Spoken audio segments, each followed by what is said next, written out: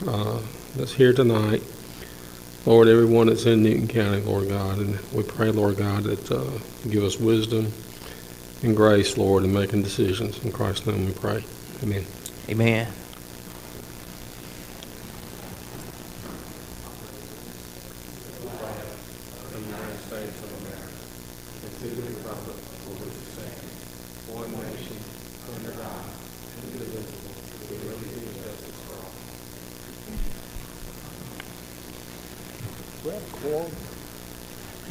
We want to take this opportunity to thank all of you for being here tonight. We are here for our public hearing tonight. You will be allowed 3 minutes to make public comments, citizens' comments. You will be allowed three minutes. When you please come up, please state your name and your address for the record, please. The way it works, you can make your comment. We can be seated, and at the end, the commissioners can address your comments in their commissioner comments if they choose to, or you can wait around and talk to the commissioners afterwards. But we're going to go ahead and now open it up for our public hearing. Is there anyone that would like to make comments? You may come at this time. Please state your name, your address for the record, please.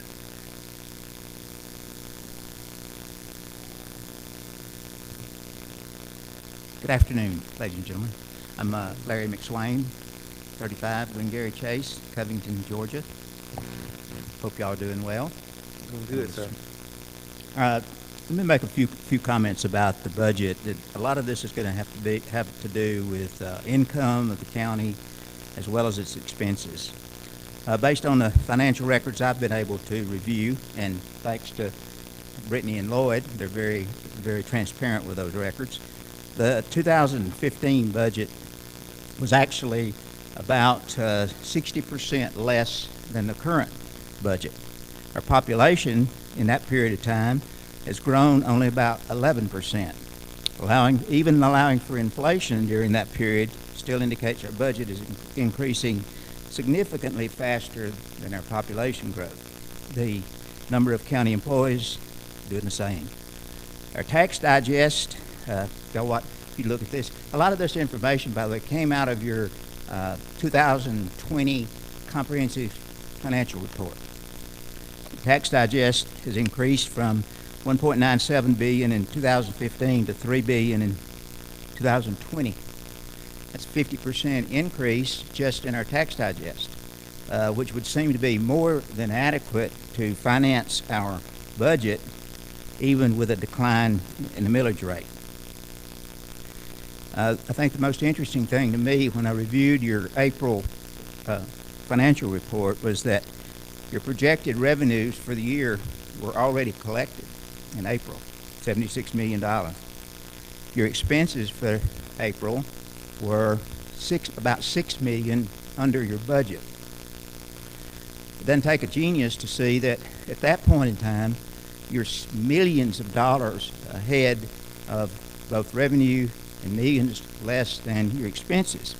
And of course, my preference would be that those kind of savings are carried forward to reduce the revenue needed for next year. Just a couple other numbers here. Our fund balance, y'all have done a great job in the last few years getting it back up to speed. We've got $11.7 million in SPLOST funds. I know that's extra SPLOST funds. I know there's limits on how you can spend those, but I also know there's eligible projects in your budget that could be used for that SPLOST money could be used for. Likewise, you've got $3 million in impact fee fund. I don't know how much COVID relief money you're getting this year, but you got quite a bit last year. So what I'm asking you to do is not only review the expenses for the coming year, but to review your revenue sources, because I think there's a significant amount of revenue that can be either brought forward or pulled from other accounts that would reduce the dependence of the budget on property tax. And I know that property tax millage rates is set separate from the budget, but after all, once you set the budget and you need $78 million, your choices about where to get it are pretty limited. So I'm not suggesting you not look at the expenses, but I'm also suggesting a very strong look at your revenue sources. Thank you. Thank you, sir.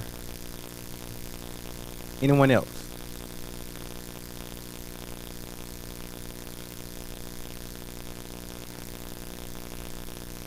Anyone else?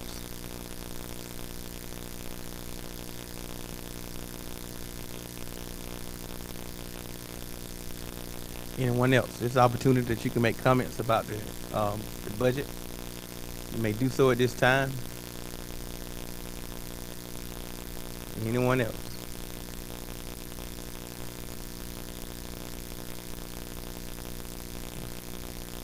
Anyone else? Commissioner Edwards. Well, I'm sorry, that portion of our public hearing is closed. Commissioner Edwards. Thank you, Mr. Chairman. I have seen some of the responses Brittany had to some of the questions, and I had some questions similar to Mr. McSwain. But I think at this particular time, I'm going to focus on one element that I sat here 2 months ago and said that I could support, but I reserved the right to change my mind. And that is with the salary increase. Now, I've got about an inch worth of documentation here. I believe we said at that time 4.5%, and I believe that's what we factored into the budget. Am I correct?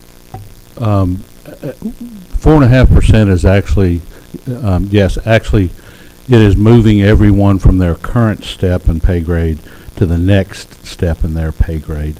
It averages, by the time you figure all of the actual salary increase and their benefits and their cost increase and the cost of the benefits, it averages out to be about 4.5. The steps are not all even because of the differences in the salaries, and some of the step increases are right at the 4%, 4.3, 4.2. Some of them are a little higher than a 4.5, but overall the average is 4.5, which is what what we've stated. But we have a 10-step program with 30 different pay grades based on what the category of the job is, and so that pay increase moves everyone up to the next step, and that's where we get that number from. Okay, thank you, Lloyd. Well, that gives me a little pause. Let me just tell you where I am with some of the research I've done in the last couple of weeks. It's apparent that salary only is, I can't find anything even in the federal government that approaches 4.5%. It's ranging from 1.9 to around 2.9. So my suggestion on if this had been salary only would have been a 3.5% step raise. I know that's not a step raise, but that's a 3.5% across the board. But if we're calculating benefits as well into that 4.5%, then I've got to rethink that. But the across the board salary increases, even the federal government, President Biden has asked for a 2.7 for the federal workers. They're probably going to settle on 2.9, but I can't find, and I negotiated with unions for many years, and I didn't see 4.5% raises across 3-year contracts. So that's just a little steep for me. I'd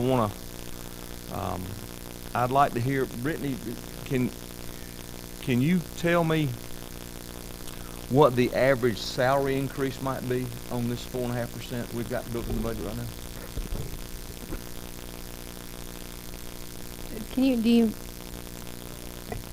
Lloyd, you go ahead.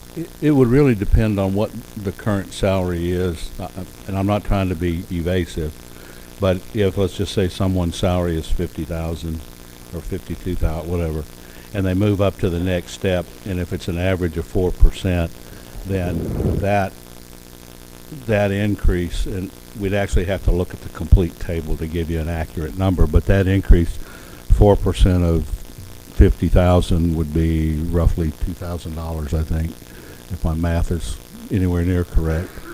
So it'd be roughly around that, but it varies greatly because as far as the dollar amount, percentages are pretty close, but the dollar amount does vary because of the difference in the salary amount. Obviously, the higher salary you are, the more that percentage means. But also, in a lot of cases, not in every case, but in a lot of cases, the percentage is a little bit less the higher in the salary you go because of the way it worked out in the scale as the way when we set up the 10 steps.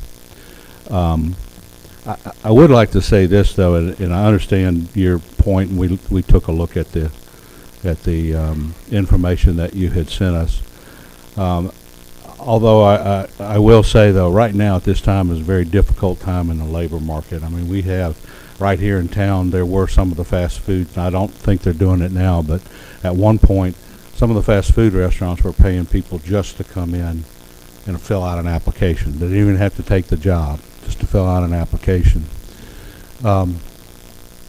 And when we started this pay program that we're on now, we were at least, in almost every category, we were at least 20% behind our competition, or what we would consider our competition for hiring, which would be other local governments, but also a lot of the private sector too. And in most cases with the private sector, we were even further behind.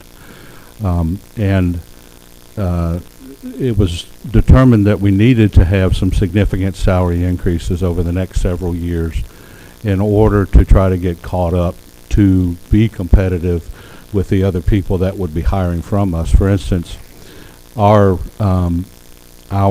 entry-level equipment operator 1, which is somebody who would run a Bobcat or maybe a backhoe, that kind of thing, we start them off at roughly $11 an hour. The starting salary for that is actually lower than that, but we have bumped it up in a couple of steps simply because we could not attract anybody at that. And anybody who knows how to run a piece of small equipment can get a job working in construction for in the neighborhood of anywhere from $13 to $15 an hour. So we are competing against not only other governments but private industry. I spoke with a gentleman today at lunch who works for a trucking industry, and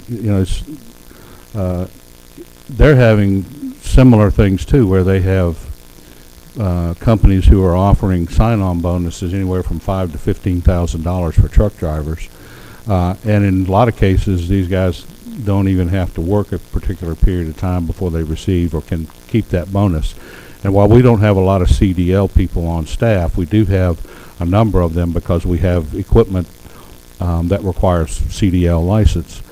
So I think it's important at this time that we do continue that we do affect this raise, particularly this year. We are doing a salary and compensation study this year to find out where we are. I have every confidence that because we have over the last 3 years given these step increases, that we are now closer to being competitive with the people that we compete with for jobs. If you look, if you've recently been down Alcovey Road, for instance, or Highway 142, every one of those major manufacturers over there has help wanted banners out. Every one. The Clarion Metal, Bridgestone, Oldcastle, Pactiv, they all have, and the others, they all have help wanted signs out. So we're competing. Everybody's competing for help. I think we need to do what we need to do to try to keep the employees that we have, and then still to be able to attract new employees. We have turnover just like anybody, and people are jumping jobs nowadays a lot more frequently than they ever did before. There's not, there's not what you would consider a lot of loyalty to an employer like there was in the past. People would get a job and want to stay there for a long time, but that doesn't really happen very much anymore. So with this salary study, I believe that we're going to come back. I do believe that we are going to be more competitive than we have been in the past. And so I can see where the result of that will be that we will then be in a position where we won't have to make such significant increases in annual salaries in order to remain competitive. And so, but I do think it's important that we keep our employees competitive, and that's why we want to continue on this program this year. The part of that salary study too will most likely be a new salary and compensation program. It may be the same, it may be a little bit different, but regardless of that, I think it's important that we keep this. If it's the dollar amount of the cost of the salary increases, I would ask that the board allow us to go back then to the, if it's purely a matter of the dollars, to go back to the budget to see what we can do to reduce other programs or other things in the budget to reduce the budget by the amount, whatever that amount is, in order to save those salary increases for the employees. Again, I think it's extremely important. We're asking more and more every day out of our employees. It used to be people would come to work for a government because it was understood that, your salary wouldn't be great, but you'd have these wonderful retirement benefits and wonderful health care benefits. We do have a good benefit program, but we don't have pensions anymore and so forth. So we have to make up for it in salaries nowadays. But again, I would argue we need it to remain competitive. And if there is a desire, if the board believes that this is too costly, then I'd like to have the opportunity to go back into the budget and reduce other areas of the budget in order to maintain this, the salary increase. It would mean that we may have to do some reduction in some programming or in some purchasing on some things, but I just would like to have the opportunity to do that and bring that back to you if that's what the board wants. My preference, of course, would be to leave it as it is. Okay, so, so just so I understand, the salary study, if the budget were to go through as proposed now with a 4.5% increase, the salary study you believe would come back putting us closer to our at-large competition. Correct. I believe the subsequent pay raises could be more in line with what you see with the other governments that you're seeing, which are at the 2.5%, 3% or 1.5%, would be more in line with that, because then our pay scales would have gotten to the point, and the salaries would have gotten to the point that our employees are being competitively paid, and we would not, we would not be at a competitive disadvantage when it comes to hiring and or retaining employees, because that's extremely important. Now, we spend a lot of money on training, and we spend, it's far more efficient to keep to keep the employees that you have than have to retrain people for new hires on a regular basis. So, well, thank you, Lloyd. Thanks for that explanation. Look, if I said it last year and I'll say it again this year, if I had my way, I'd give our employees everything they wanted. I mean, I understand. I'm trying to fill job vacancies now and can't at my office.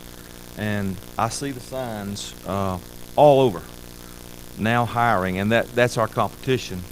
I just don't want to get out too far out over our skis and set an expectation with our employees. I know I was guilty of it in my former corporate life. You get these raises a couple years in a row, and wow, and then you get the rug pulled out the third year, and it's tough. So I don't. There's got to be some credence, and I'm not drawing a line in the sand. Don't get me wrong, But there's got to be some credence to the research I've done, that shows that they aren't just giving 4.5% raises across the board. And I'll stand down at this moment. I'm not going either way with it, but I'll stand down and listen to some other comments if they have them out there. And thank you, Lord and Brittany. Thank you, Commissioner Mason. Commissioner Stanley. Just have a quick question. Lord, in 2009, we had that crash and the county had to come back to in the black. How long did it take for us to get there, get back in good standing with the budget? I'm not 100% positive, but I believe that it took several years. I believe it was 2013, or before all of the, before there were no more holidays that were taken without pay. In some instances, some of the departments still are not staffed at the same level that they were in 2009. And actually, our tax digest is just now getting back to the point, or the value rather, is just getting back to where it was in 2008. It's taken a while. This part of Metro Atlanta recovered a lot slower than some of the northern suburbs, and lost a lot more than some of the areas in the immediate metro counties. So it did take a little while for it to come back, but now thankfully it has come back, and we're seeing quite a bit of development again, and real estate prices are continuing to go back up. So The reason why I asked that, because I've spoken with a lot of real estate agents and people who are in that industry, and they're expecting another crash. I've spoke to, over this weekend, matter of fact, some of the commissioners who are in that particular area. There was a huge talk when we were sitting around talking, and it was like, don't buy a house right now.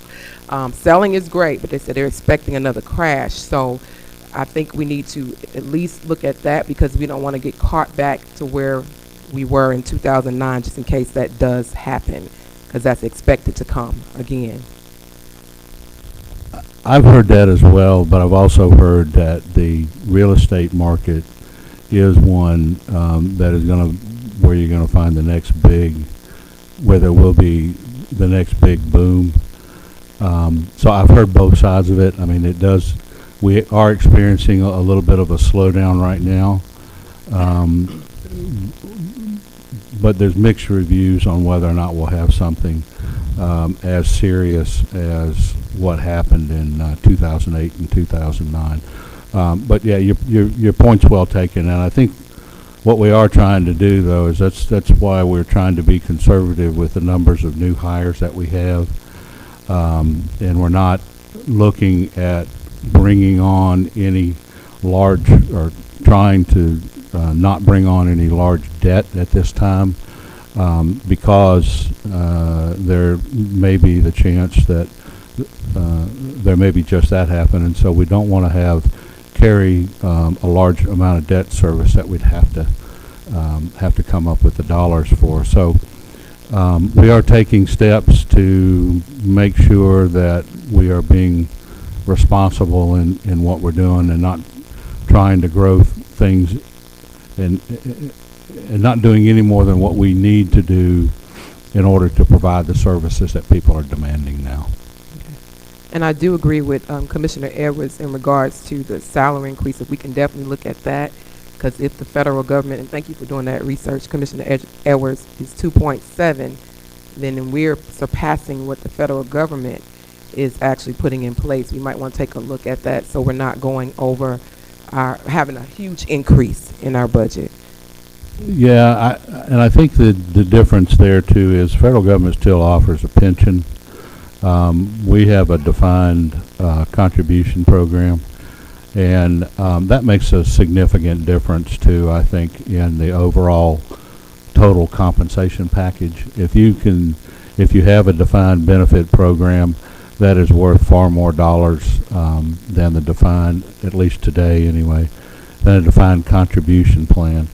And so I think that has something to do with it. Plus, again, we were so far behind in 2016 is when we, or 17 when we looked at this, that we needed to catch up. So understandably, we knew going into this that we were going to have some annual raises that would help us to get competitive again. So, you know, I understand there are some governments that are paying, or that their salary increases are less than what we are proposing, but I think for us this is still the right thing to do.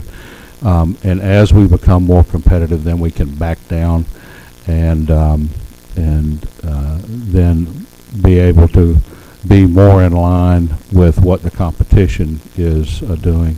Because during this time as well, other governments have not only done what we've done, which is increase salaries, but there's a lot of governments too that have also taken a look at and increased their whole pay system. So that's another thing we have to look at as well and see where we are on some of those.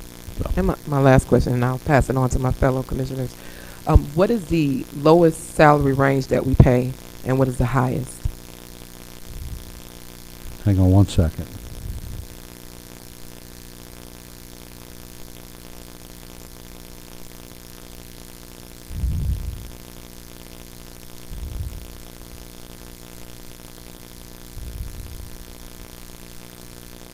$10.06 an hour. Okay. And what's the highest? And the highest is $37.06. That's the entry level for that. The highest is actually, I'm sorry. Oh, I'm sorry. The highest is 55.59. Thank you. Thank you. Commissioner Henderson. Thank you, Mr. Chairman. While I was listening, you said defined benefit. Excuse me. And my understanding is all our county employees, they're not under defined benefit, are they? I'm asking. Our retirement program is a defined contribution. We have a 401k and we have a 457. There are a few employees that we are still enrolled in the employee pension plan, but none of those. We don't have any active employees here in the there's 15 or less than 15 employees who are on the old pension plan that the county discontinued, I believe, back in '96 is when they stopped the pension program. So there's still a few people on there, but that's when the county changed to a 401 and the 457 program. So there's very few people left on that. Correct.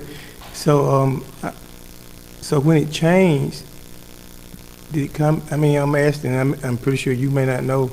Did it come before the board? Did they act on it? Because I'm sure they would have had to have gone to the board to change the retirement. Right. Could I get somebody to pull the information not before me, but for me? Because I was on the board at that time, and I don't remember, and not saying my memory is as good as some are, but I don't remember the board acting on that. Yeah, and, I guess we can go back and research the records, the minutes, I guess, from that. Yeah, could you clerk should have, Jackie's office should have, the clerk's office should have those. So. Yes, and could you make sure that I get that piece of information, if you would, please? Or should I direct to the county attorney? I mean, We'll make sure you get it.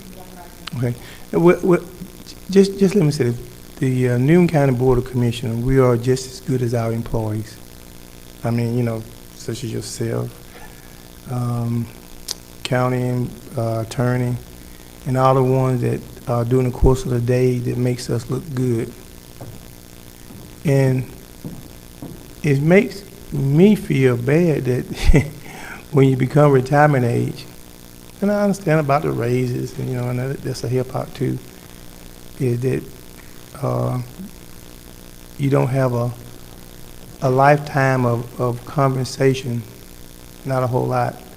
And I believe that I had mentioned early on in the budget process that we need to, Mr. Massey was here, and I was asking that we need to maybe look at some sort of defined program, if only for the employees who may want it, and we just kind of never got that information. And so and I'm guessing maybe the reason why I didn't get that information because of who looks at the budget. And I think you were telling us that under the, what's the charter article, that you're supposed to bring us back a budget that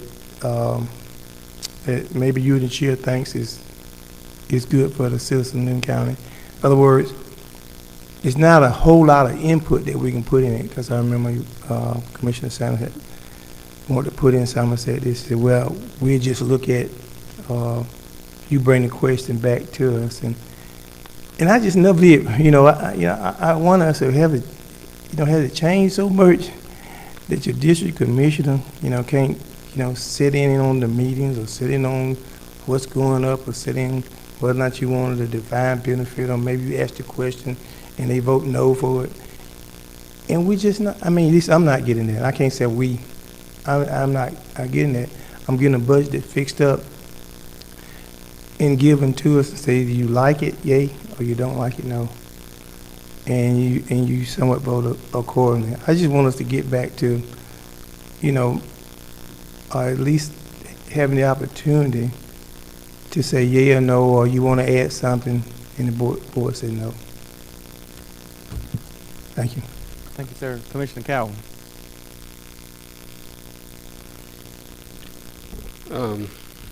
Lloyd, you mentioned something about keeping the salary and cut from other projects. If you said if that was just a numbers thing. We did. You would rather keep the salary increases and then you'd find additional money from cutting some other things. Yes, sir. I will tell you I will agree with that. Okay. And I would suggest you look at the difference between a 4.5% and maybe a 3.5% or 3% as Stan has proposed, what that dollar amount would be to remove money or reduce some of the other projects out there. And my reasoning is this on as far as employee salaries. Those of you that read a lot of business stuff, are the biggest hidden tax we got right now that's coming up is inflation. And that means your dollar value is going to be worth nothing. So that's coming, and it's already, that index is already starting to creep up.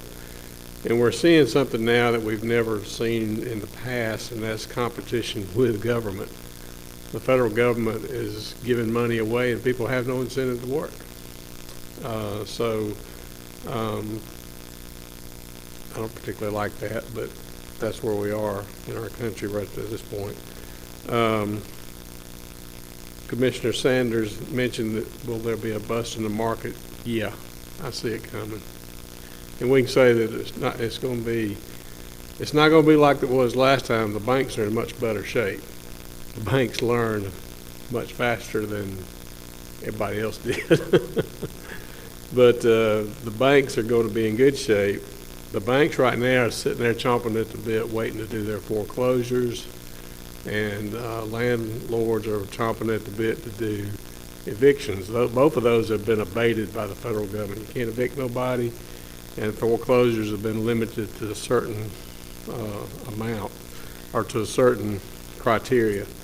So as soon as the market changes, you're going to see foreclosures go through the roof, and you're going to see evictions increase. I see it coming.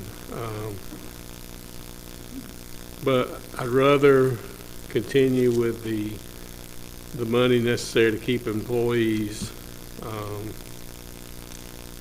protected in the long run. So if we can find some money in other projects and things, I'd be willing to support that.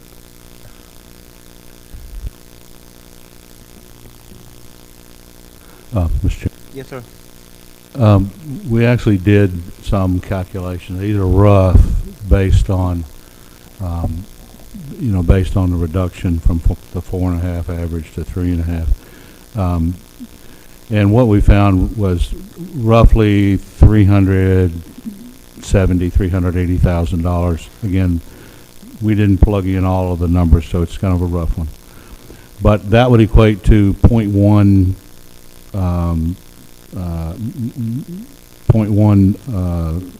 mil is what that would equate to. So we would be looking at roughly, I would say probably once it all came out, a little bit more than that, maybe in the area of 380,000, something in that in savings. There are some things we could do. Like I said, we would look at programs, we would look at purchases. We could also look at staggering, delaying new hires, things like that. But I'll be glad to come back if that's the will of the board. Then we can do that. We can go through and take a look at that and bring that back as a proposal to you. Well, last year we did the rollback, and I think everybody around this table knows that we've got room to lower the millage rate this year again. So, I mean, that's kind of where my mind is thinking. How are we going to get there? But we do want to have enough money for operations. I do want to make sure employees are protected, not because there are things out there that they're not going to be able to help. The issues with inflation. I don't know when the federal government's going to quit issuing stimulus checks. And then foreclosures and evictions they're going to start coming back unless people have the ability to pay. So I'd rather give that money to the employees to make sure we don't have that happening. And then hopefully we'll continue to keep our workforce stable. Thank you. Thank you. Thank you, Mr. Chairman. Thank you. What? I'm sorry. Commissioner Edwards first. Go ahead. Thank you, Mr. Chairman. I'm going to get off our employees' back for a second. Brittany, refresh my memory. The board has a self-mandated 12 to 15% in our fund balance. A previous board mandated that we carry that amount as at least in our fund balance. Is in relation to the 12 to 15%, I believe that was a resolution and I believe that's an ordinance now. But in relation to that that mandate, where are we in? I know I saw one of your emails today that says we're not where we want to be.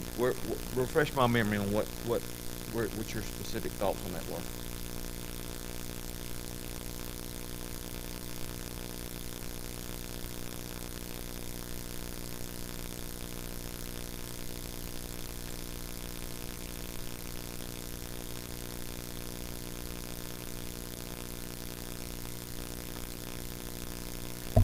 The current policy states 15 to 22%, and that would put us at 15.7 million.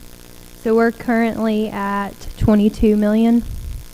So we are ahead of our current policy. However, I do suggest a 6-month minimum. I know you see things out there that float around through GFOA and things that say a minimum of 15%, 2 months. That's a minimum. I can tell you from experience of being here during the recession that 15 to 22%, if we do fall into another recession, is going to put us in trouble. So I strongly suggest at least a 6-month. And that would be what percentage? So as of last year's budget, that puts us right around 30 to 31 million, which would be 50 50% of your operating budget. So you feel safe at 50% of your operating budget in the fund balance? 6 months would put you at 50%, so yes. So thank you, Brittany. So, Mr. Chairman, I know now's not the time, but at some point we probably need to look at another resolution that moves us to that, that mandates this board and future boards maintain a 50% fund of 50% in the fund balance of the operating budget. Am I saying that correct, Brittany? We do need to look at redoing our resolution. Okay. Thank you, Brittany. Thank you, Mr. Chairman. Thank you. Commissioner Henry. Thank you, Mr. Chairman. And this is to the county attorney. Can we, even though it seems that the board have did it in the past, mandate something for future boards? You cannot bind a future board. I mean, that's law on the books for ages and ages. So if you all make a decision such as what Commissioner Edwards is indicating via a resolution, a different board can come back in a subsequent year and say, yeah, not so much, we changed our mind, and can do away with that. Commissioner Sanders and I kind of had a little quick cross conversation right here. The 50%, which is what Commissioner Edwards was talking about, is something that in new commissioner training that you probably heard ACCG recommend to you all. It's not something that's required by law, but it's certainly something that that is suggested to be a good practice. But ACCG can't make us do anything. It's just a suggestion. But Commissioner Henderson, you are absolutely correct. We can't bind a future board by our actions tonight or any other night.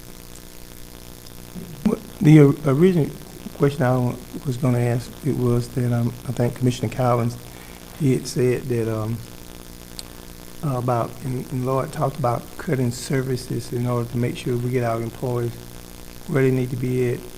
And, okay, so what might be some of the projects that we might cut in order to get where you believe we need to be? At this point, Commissioner, I'd hate to really talk a whole lot about it because I just really need to dive into the budget to kind of see. So I wouldn't want to make, I mentioned those things that just kind of came off the top of my head a minute ago. But I'd really prefer to to go into this to look to see where we are on some things so that, and to see how many dollars we could generate. It may not, it may only take one or two things, it may take half a dozen things, and so I'd rather have an opportunity to look at that before I really went too far as far as prognosticating what might happen. Thank you, and just one last, I guess. What if the sky don't fall, we don't go into recession? I'm asking, what do you think we should do at that point? Because, just let me say, when we're in a recession, the reason why we laid out people, and I was on this board then, was because I remember, especially in planning and zoning, because we no longer had the houses to inspect. We had to lay the folks off, the people off, the men and women off, because you just had staff just sitting down. And so some of the other services that we were providing, you had to kind of lay some people off because we no longer had the work in order to do it. And there was kind of rough times, but we made it through. And I believe the will of the citizens of Newton County, no matter what we go through, we'll stick together and we'll make it through. But I won't say don't like, is that we just gone through something, a pandemic. Everybody said, we just go back to work and we got jobs and stuff like that. And it's not going to be just everybody jump into the process. Because, I know for myself and my family, my wife just got a job, and it was, hey, I said, yeah. But, I think it's mostly with every family around here. We know that. But I don't think that the sky is going to fall. I think everybody's going to stand up and do their fair share. And you get a little extra money now, but like what Commissioner Sanders said, it's not going to be forever. They understand that. So I think we put more fuel in the fire when we may be looking at maybe some taxes a little bit higher instead of trying to help people. And so it's kind of where I stand. Thank you, sir. Commissioner Sanders. Lord, with the 21 million CARES Act that we're getting, how is that? And I know we only got a portion of that this month, correct? We have received the first distribution of the Relief Act money, but that money is, even though it's more or less restrictive in the way you can spend it than the CARES Act was, it's still pretty restrictive in that what we can spend it on is really has to be related to the basic is that it has to be related to either the prevention of, in a nutshell, trying to prevent COVID, the spread of COVID, or dealing with the treatment for COVID-19, or for providing things that would help us in the future. So it's kind of it is fairly restrictive. Now, there are pardon me.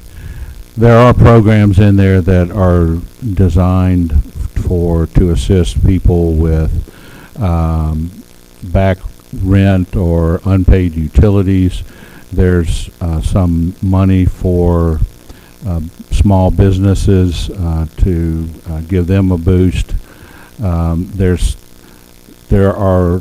some funding available for the local government to pay for certain things. It can't offset, and you can't use it to reduce your property taxes. There's some things you can't do with it. And so we really, I don't see how that the Relief Act money would be able to really impact the budget, because the programs there are different than the programs that are general programs that we have here in the county. And they're not things that we would budget for. For instance, we don't have a rental assistance program or anything like that. But it would help us with things like paying for the continuation of the mass vaccination center, having personal protective equipment, providing for a quarantine center, or providing for the equipment necessary if there were to be another outbreak, for beds and things like that. So. Yeah, I wasn't looking forward to offset the budget when we were speaking on there may be a crash. I was going to suggest that we put something in place for those homeowners and those renters, just in case, because that's what that CARES Act, the executive order has that in there for the, like you mentioned, the rental assistance. Actually, this CARES Act is more supportive of the people more than anything with the executive order. So that was one of the main things. And my last question, what was the amount that we just received? Sorry. It's a little over 10 million is what we have currently. The total that we will receive is a little over 21 million. We have until December of 2024 to encumber those funds, and we have until December of 2026 to actually expend the funds. So if there is a project, there's some ability there to retrofit buildings for certain things. And so if there was some money that was, for instance, you knew you weren't going to get a project done until after December of 2024, you could continue, as long as the money's encumbered, you could continue to spend that money all the way to December of 2026. And my suggestion is for this one, and I know I don't know, the commissioners haven't gotten together yet to speak about what will happen with those funds, is that we do something for the people, because the last amount that we received, we did nothing for the community. Yeah, we have a lot longer timeline than we did before. Unfortunately, with the CARES Act, the state delayed giving us all the information. They delayed the distribution of the funds. We had to try to cram everything within a couple of months, and quite frankly, the logistics of we were trying to get something set up, and we're working with the Salvation Army to get set up to where we could distribute funds to individuals, and then the state decided to keep the second or the remaining part of the funding that we had originally thought was coming to us. So they pulled the plug on that, and then we only had a couple of months to finish out what get the eligible expenses for it. So unfortunately, that was not handled in the best way. But these funds, since they're coming directly from the county, or excuse me, not from the county, but from the federal government, the U.S. Treasury, and we don't have to go through the state. And we do have a lot longer time in order to make sure that we get everything set up and we get it set up correctly, and that we have the correct procedures and protocols in place to make sure that we're funding the correct programs. I think this is going to go a lot smoother, and there will be a lot more money available for local assistance than there ever would have been with the CARES Act. So this is going to be a lot better program. Thank you. So Lord, I guess what the commissioners are saying, that they want us to go back and see what you can trim to and come back with that number. Sure. All right. Thank you, sir. Guys, I seek a motion that we stand adjourned. There's a motion by Commissioner Mason and second by Commissioner Edwards. All in favor? Thank you. We stand adjourned.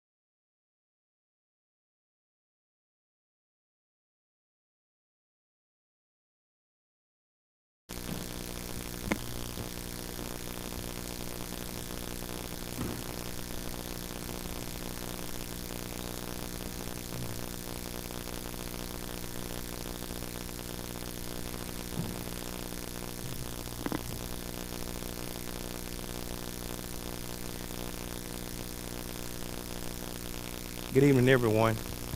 Thank you guys for being here tonight. Today is June 15th, 2021. Our thought for today is greatness is not found in possession, power, position, or prestige. It is discovered in goodness, humility, service, and character. That's William Arthur Ward. I want to go ahead and officially call this meeting to order tonight. Tonight I'm going to ask if Commissioner Mason would lead us in our prayer, and I'm going to ask Commissioner Sanders if she would lead us in our pledge tonight. Thank you guys for being here. Thank you, Mr. Chair. Let us all bow our heads. Dear Heavenly Father, we thank you for bringing us back to this place one more time as we bless your name and honor your name and give your name the praise. God, as we enter into this meeting, God, we ask that you would allow your spirit to come into the midst. And God, that as we move forward in doing the county business, God, that we would do it in unity and love and compassion. And God, we just thank you for all that you've done for Newton County and all that you're about to do. And we give you all the kingdom, honor, and the glory. In Jesus' name we pray. Amen. Amen.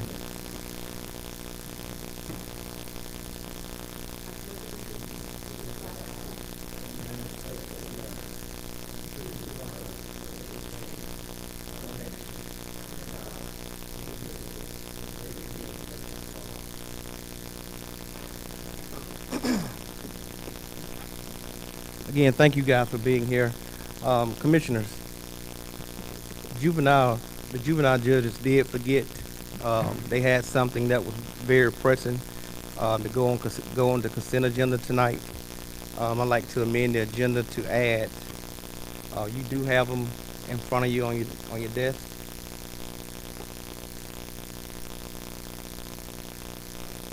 Yeah, you see it? Juvenile. You have a packet. There you go. That's an extremely thick packet there. We want to make that 9J. 9J.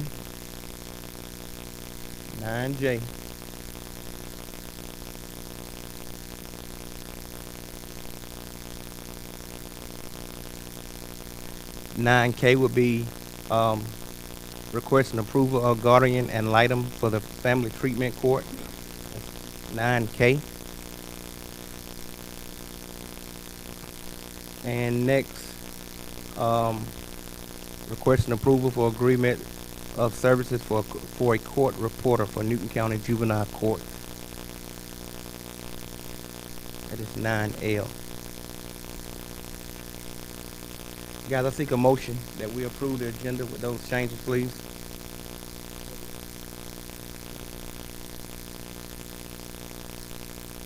Thank you, sir. It is a motion by Commissioner Edwards and second by Commissioner Mason. Any discussion? All in favor? It passes 5-0. Thank you so much.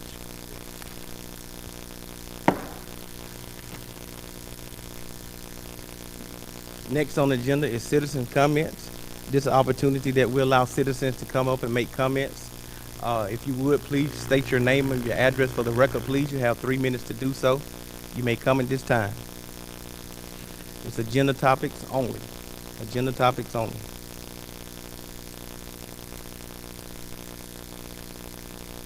Thank you. Next, Chairman's report. I don't have anything. Mr. Kerr, you have anything? Yeah, I do. Thank you, Mr. Chairman. We got a few slides here for you. If you'll bring up that first slide for us, Brian.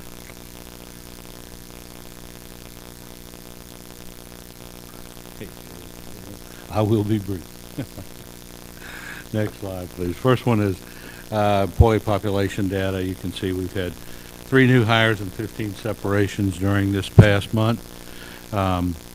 Building permits, we've had 1 commercial, the primary residential moving back up. We had 36 during this past month. And the work orders by district, you can see there, there's spread out. You got work orders. One more. There you go. Thank you.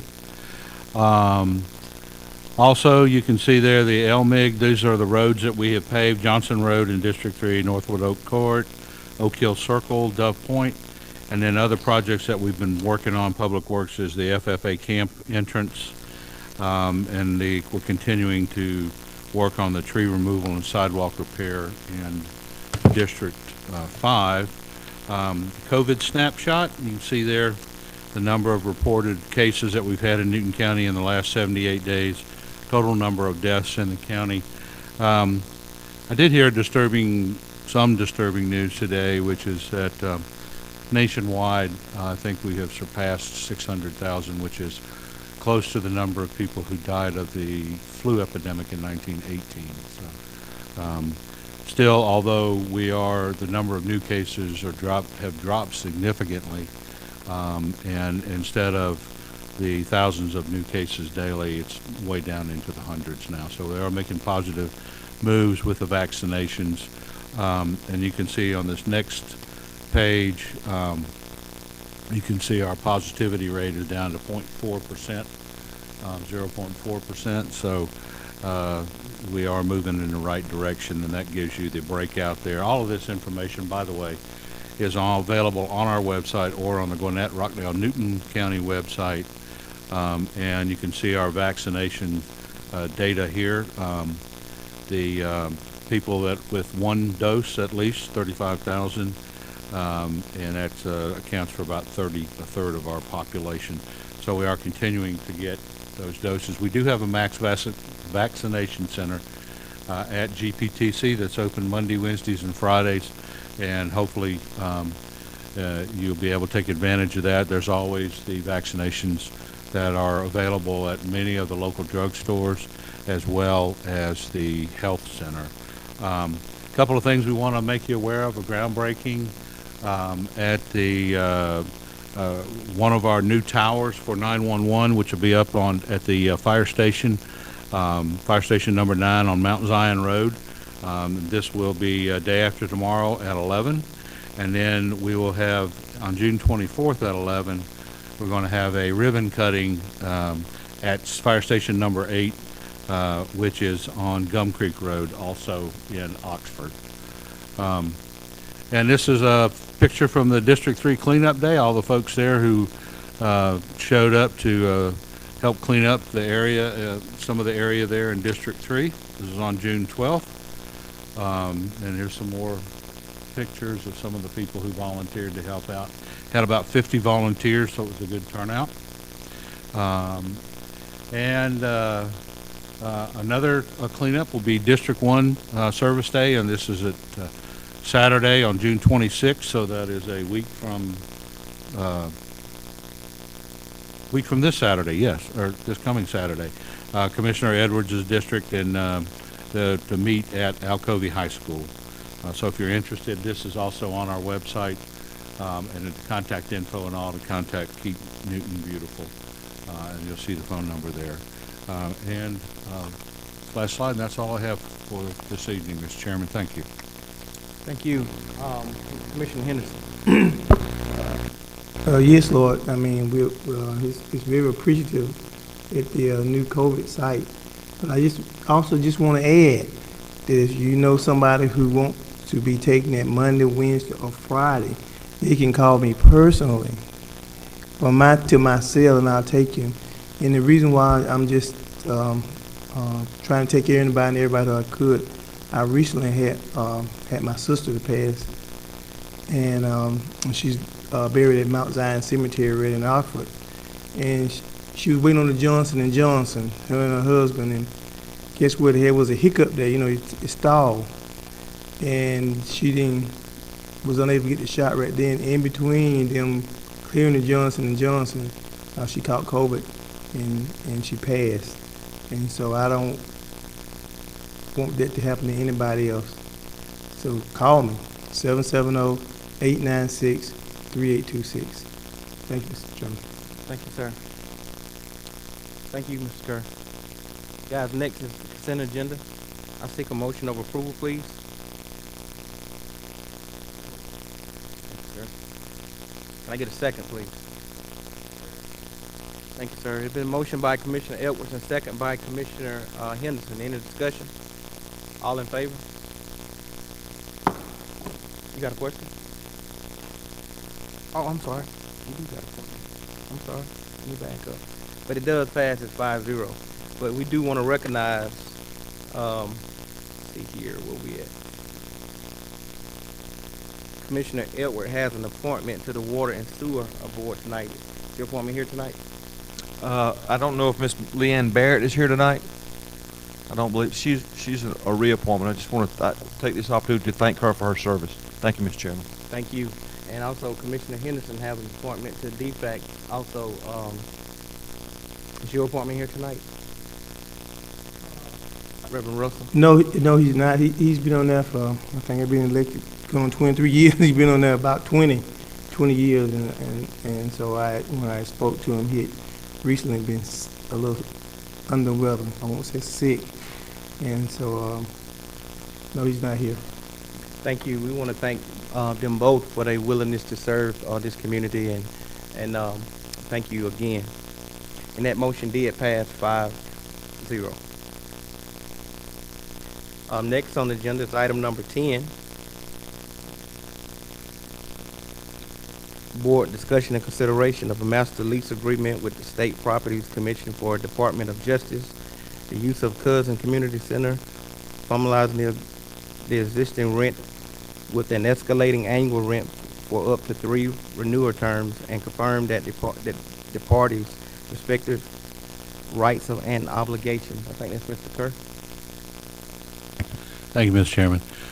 What you have before you is a multi-year lease with the Department of Juvenile Justice. They have occupied this space at Cousins Center over there for a number of years, and when the county purchased that building, we did decide to continue having them as a tenant, and this will cover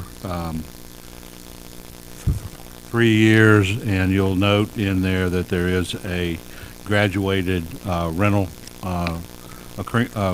rental for the space, and this does, this lease agreement does cover that period of time, so we would ask that the board approve it. It has been through legal review, so we'd like for the board to approve this. Thank you. I seek a motion. It's been motioned by Commissioner Henderson and second by Commissioner Edwards. Commissioner Henderson. Thank you, Mr. Chairman.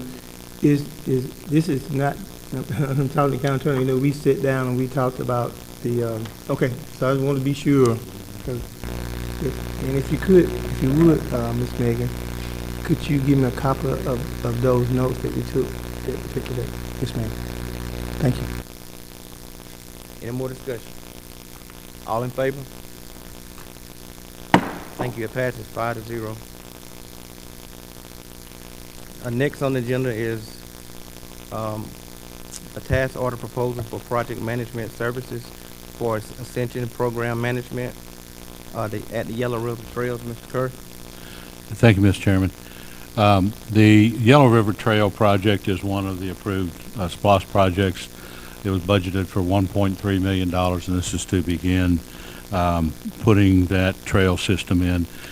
This agreement that you have before you is for the management, the project management services, to include the development of the RFP, the design phase management, any land acquisition management that may be needed. We're probably going to need to acquire some land possibly from the school system, and then to go through the project bid and award process, as well as the construction oversight. And the total for the project for this agreement is $59,920, and we ask that the board approve this agreement in that amount. Thank you, sir. I seek a motion.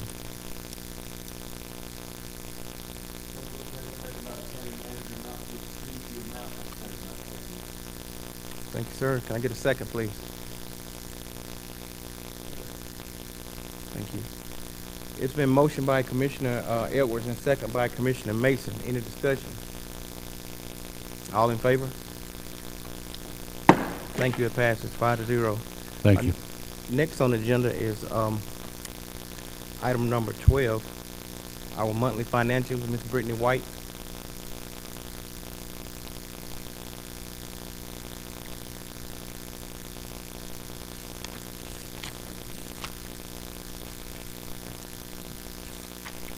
Good evening.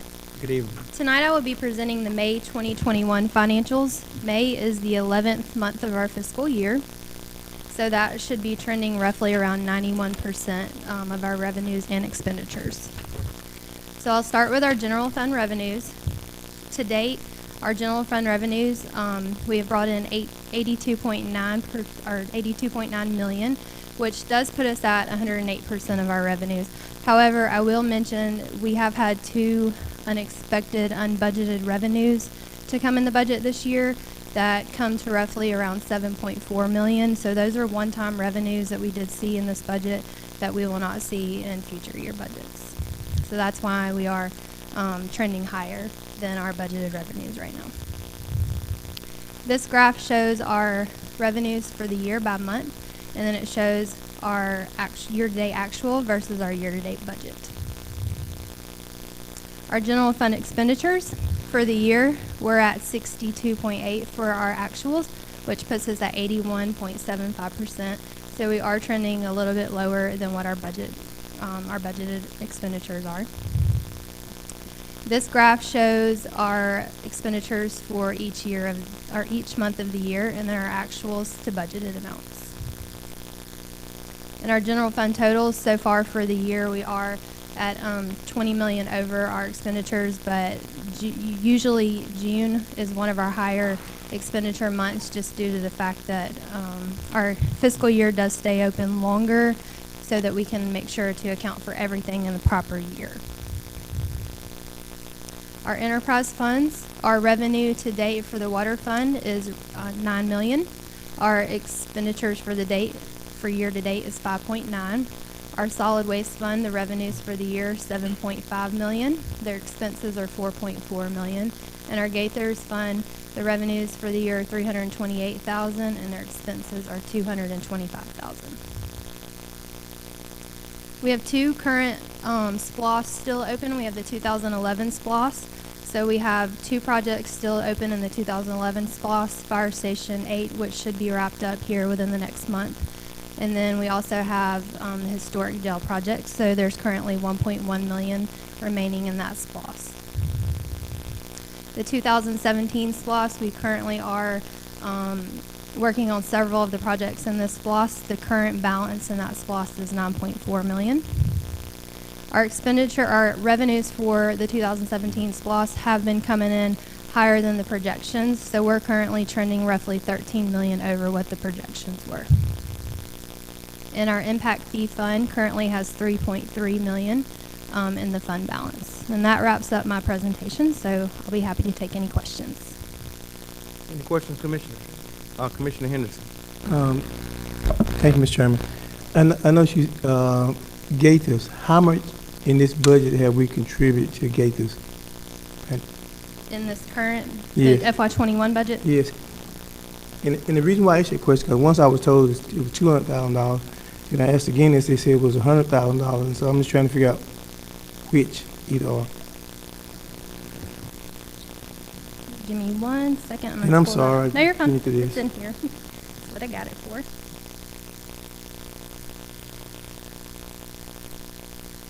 Okay. So for this year, the operating transfer in from the general fund for the Gaithers portion is 87,000, and then the that's for the Factory Shoals portion. The operating transfer in for the general fund for the Gaithers portion is 209. So that's year to date. The budgeted amounts for Factory Shoals is 95,226, and the budget amount for Gaithers is 228,911. One last question. I made this. Probably need to go to Lord. At Factory Shoals, I mean, you told me, I think you were saying, you were saying that we were paying for a person down there and the house. Is there any type of security in there, or are we paying it also for the amount of money that we put in? The security that we have is provided for by the caretaker that we have there, and then we do close off the parking area over there at night. We have a gate that we close off over there, but the reality is there's still a lot of people who can, go around the gate and tend to get down into the river down there.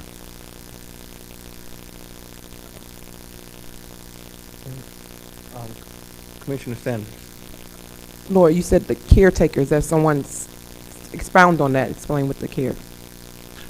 Yeah, we have, I think actually the position is open right now, but we do have did have an employee that actually resided on site. There was an existing house there when the county was given the property, and so we had a caretaker who has lived there to take care of the park and to keep up the campgrounds and all of that there.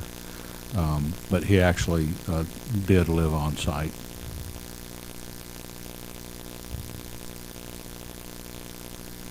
Thank you. Brittany, you need a motion? Not No for the transfer. financials, but I do have the budget transfer. Okay, go ahead. Tonight there is a budget transfer in your agenda packet, and this budget transfer is coming to the board because we are asking to increase the revenue. So when we increase revenues, that does have to come to the board for approval. So this situation, there was a few items that were stolen from the recreation department several months back, and we received a reimbursement check from the insurance. So we're just asking to recognize the insurance check that we received to be able to purchase a tractor which was stolen. So we're increasing the reimbursement of damaged property. In return, we're also increasing the line item for other equipment. Are there any questions? Any questions, guys? Commissioner Henderson. Thank you, Mr. Chairman. So, I guess this is to the Lord or the Chairman. What are we putting in place to hopefully, to prevent them from maybe stealing the same stuff again? What question was, what are we putting in place as the county? Because they had stole the tractor, and it was my understanding, it was maybe a week or 2 weeks after y'all had did the layoff down there. And so I guess somebody, I don't know who, came back and stole the equipment. So what is in place now to prevent that from happening again as far as the theft of the county equipment, the tractor and whatever else they stole? At Gaithers? No, sir. Or at the Rec, factory shelves? at the recreation. Over at City Pond, Yeah, they broke in and got which is in District 4. He asking the question, what did Dwayne them put in place to make sure it's secure? Oh, I'd have to find out from them. I know that we've added locks and we've done some additional things over there to try to keep it safe. And actually, and as far as the caretaker, I mentioned that the position was open, but I just got a text from our HR director that position was filled. But we have had problems in the past with some of our equipment storage, and we've had to redo the locks several times to get stronger things to make sure that we had those things. But And I had just one suggestion. Why not, is there any way possible we could put a camera down there? Cameras? we do use game cameras in several sites. Unfortunately, they get stolen as well. We're constantly being challenged with those things. Even though we have them up out of sight, people tend to find them. Commissioner Sanders. Mine's real simple. How much is the insurance that's being reimbursed to us? $15,000. Thank you. Guys, I seek a motion, please. Thank you, sir.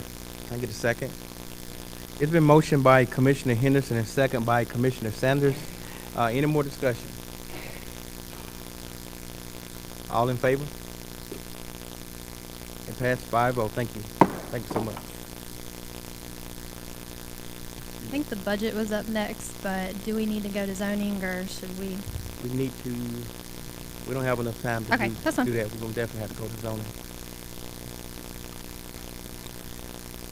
Thank you, guys. It's approximately 7:27. Our zoning hearing starts at 7:30. We're going to ask Mrs. Judy and her team if you guys will come on up.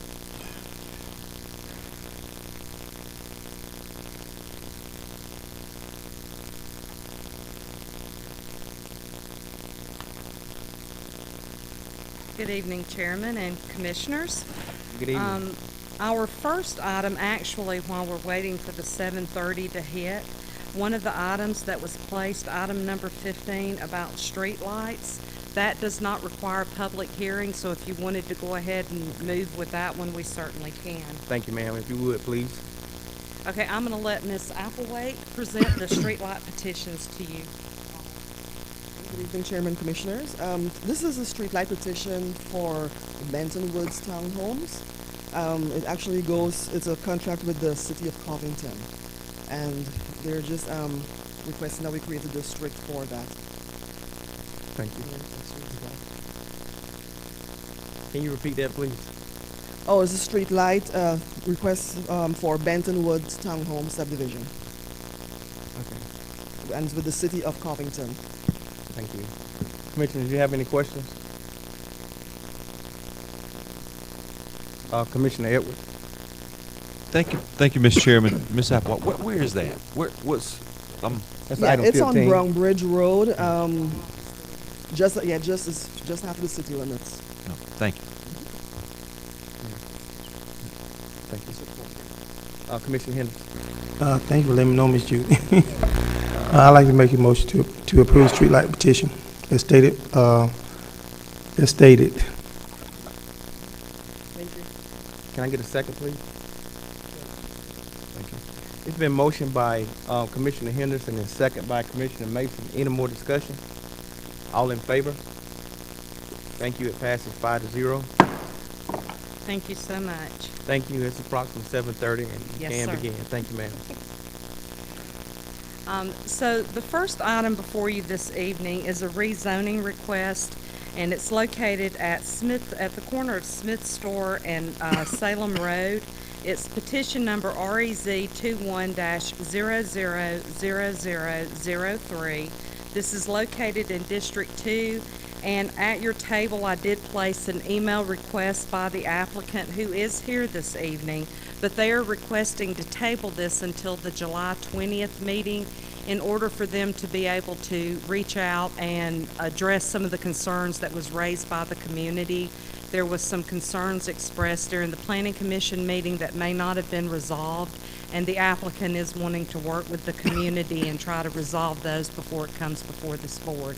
Again, the applicant is here, but the request is to table the petition until July the 20th. Commissioner Mason. Yes. Thank you, Ms. Judy, and thank you, Mr. Chair. I'd like to make a motion that we table case REZ 21-000003 until July the 20th. Thank you, sir. Can I get a second, please? It's been motioned by Commissioner Mason and second by Commissioner Henderson. Any more discussion? All in favor? Thank you. It's tabled. Thank you. Thank you. The next item before you this evening is a conditional use request. This is CUP 21-000002. The proposed use is a convenience store with fast food restaurants. The location is at the corner of Highway 11 and I-20. The existing zoning, the track of the property overall, let me see if I can get to a picture here. The track of the zoning is a 46-acre site that is zoned both highway commercial and agricultural residential. The request before you tonight is only for 10 acres of that site, of which is all zoned highway commercial. So the thing before you this evening for consideration is the conditional use permit. It is in the brick store overlay. It is in both Tier 2 and Tier 3 of the brick store overlay. However, the project site, the 10 acres, is clearly in Tier 2 of the brick store overlay. It's located in District 1 in the Little River watershed, and the applicant is JPC Design and Construction. And I'm going to go back. I apologize. I wanted to kind of show you in the map that it was dually zoned, but let me go back to the actual intent. The applicant's intent is to establish a convenience store with the sale of fuel for motor vehicles and the use of underground fuel tanks in the Little River watershed. The subject site has a total of 46.12 acres and is located on the east side of Georgia Highway 11 and south of I-20. It is currently undeveloped. The applicant has provided a site plan, a proposed layout, and use for the property. While the property is currently zoned AR and CH, the proposed use is located again entirely within the highway commercial boundary. The properties located to the west and across Highway 11 and to the south are currently zoned commercial as well, with a mix of both commercial and residential properties adjacent on Highway 11. This is an overview of the site here showing the entire 46-acre tract. This is the zoning map showing the zoning. Again, the 10 acres that's on the north side of the tract there is zoned highway commercial. This is the future land use. This is in a development node, which means that the county has identified this area as a changing area that is slated for development. The watershed map shows that we're in the Little River watershed for the project site. The overlay map shows that it's Tier 2 and Tier 3. Again, Tier 2 is the tier that this project will be within. And the district commissioner map showing that it is in District 1. This is a survey plat of the property. Again, you will see that it intersects on the east side of Highway 11 and south of I-20 there. This is a proposed site plan. This is a conceptual plan only. When projects come before a board for zoning petitions, they do have a burden to show conceptually what they would like to do. But these are not finalized plans. Most people do not go to the tens of thousands or more dollars to engineer site plans until they have received some type of formal approval that they should move ahead with the project. This is a rendering of the outside of the building as proposed by the applicant. And conclusion. The conditional use permit is required due to the sale of fuel for motor vehicles and the use of underground fuel tanks in the Little River watershed. The proposed request appears to be able to meet the standards for the use, provided the state waters and wetland area is protected and the underground tank shall meet the applicable requirements set by the Georgia Department of Natural Resources Environmental Protection Division. The development of community impact is in regards to the fact that it's a 10-acre proposal in the brick store overlay. Board policy has indicated the need to maintain and provide a clear sense of entry at the Highway 11 exit on I-20 and has been very proactive in adopting the brick store overlay district to help protect the scenic character of the area and to encourage quality development. With the incorporation of the recommended condition, staff is of the opinion that the petition is consistent with the policies and intent of the brick store overlay. The recommended conditions. Should this petition be approved by the Board of Commissioners, it should be approved for a conditional use permit for a convenience store with underground fuel tanks on a conditional basis subject to the owner's agreement to the following enumerated conditions. Where these conditions conflict with the stipulations and offerings contained in the letter of intent, these conditions shall supersede unless specifically stipulated by the Board of Commissioners. 1, to the owner's agreement to abide by the following development standards. A, provide a minimum of a 100-foot landscaped buffer along the entire frontage of Highway 11. B, all parking areas shall be of hard surface such as pavement, concrete, or pervious pavers to prevent any dust impacting of neighboring properties. C, in order to protect the fragile wetlands and streams, the property shall comply with Section 520-010B, requiring a 35 natural and undisturbed riparian buffer for stream and wetland area. D, the underground tank shall meet all applicable requirements set by the Georgia Department of Natural Resources Environmental Protection Division. Tanks are to service 12 motor vehicle pumps only. E, extended parking shall be limited to 9 spaces.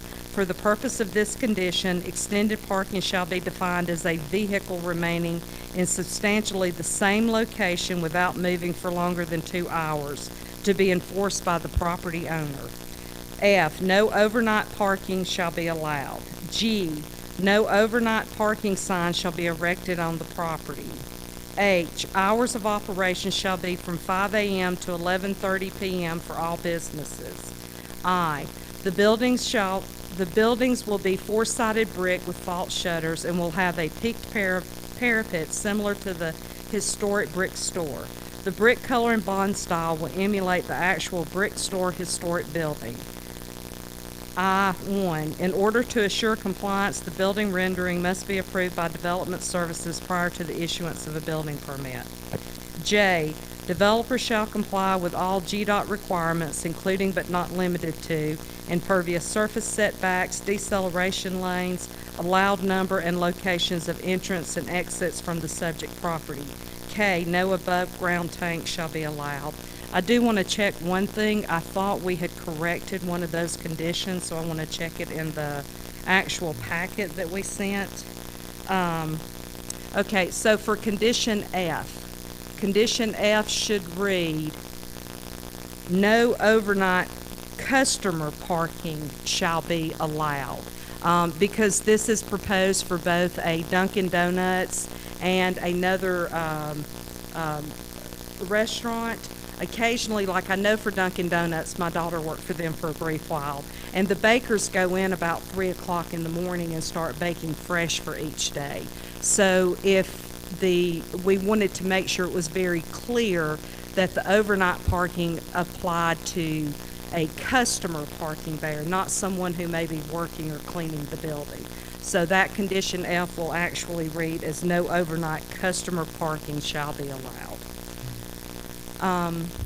And I believe that is everything that staff has to offer. If you have any questions, I can certainly try to answer them now, or if you'd like to wait till after the public hearing. Yeah.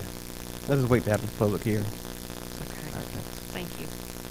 At this time, we want to open it up to the public, the applicant and those in favor. You do have 10 minutes tonight to speak in favor. If you would, please come at this time. Please state your name and your address for the record, please. Hello. Hey, how you doing, sir? My name is Richard Milam. I'm general counsel for the Jones Petroleum Company. We're located in Jackson on Alabama Boulevard, and of course we're located in Newton County too. We have several of our stores here. I've got a few things to say about this project, and we very much are asking for your approval. There's only one thing that the board needs to do in our request, and it's a two-part thing. First, we are asking that you grant us a conditional use permit for the purpose of a convenience store with gas pumps and the installation of underground fuel storage tanks. This is all located in the Brick Store Overlay District on a Tier 2 10-acre tract.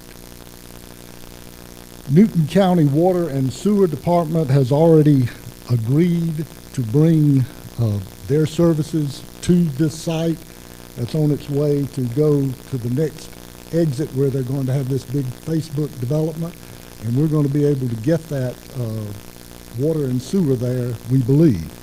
We have agreed to pay $50,000 toward that project to the Newton County Water and Sewer Authority. This location is on I-20. It is right at the intersection. One of the boundaries is the I-20 right-of-way, and the other boundary, and one boundary is Highway 11. We already have brand approval from both Burger King and Dunkin' Donuts to put their businesses there on either side of it's approximately 8,000 square foot building. This location is approximately a quarter of a mile from the Perimeter College campus, and it will be the closest places to eat to that college campus. This is definitely not a truck stop. I want to make sure you understand the pumps are under a canopy. The canopy will not take an over-the-road tractor-trailer truck. There's no intention to put, there are different kinds of fuel nozzles and fuel pumps for tractor-trailer trucks, and we're not installing those. We know that we have to have a completely separate kind of approval. We're not asking for that. We're asking to put a convenience store that sells gas. And we will have a diesel pump, but it'll be for just automobiles and trucks. A lot of trucks today use diesel fuel. Our total investment is going to be about $6 million in this site. We plan on hiring a lot of people, and I'll get to that in just a moment. A lot of people for such a small site. We think if we're doing our dead level best, we'll have about 20 employees there.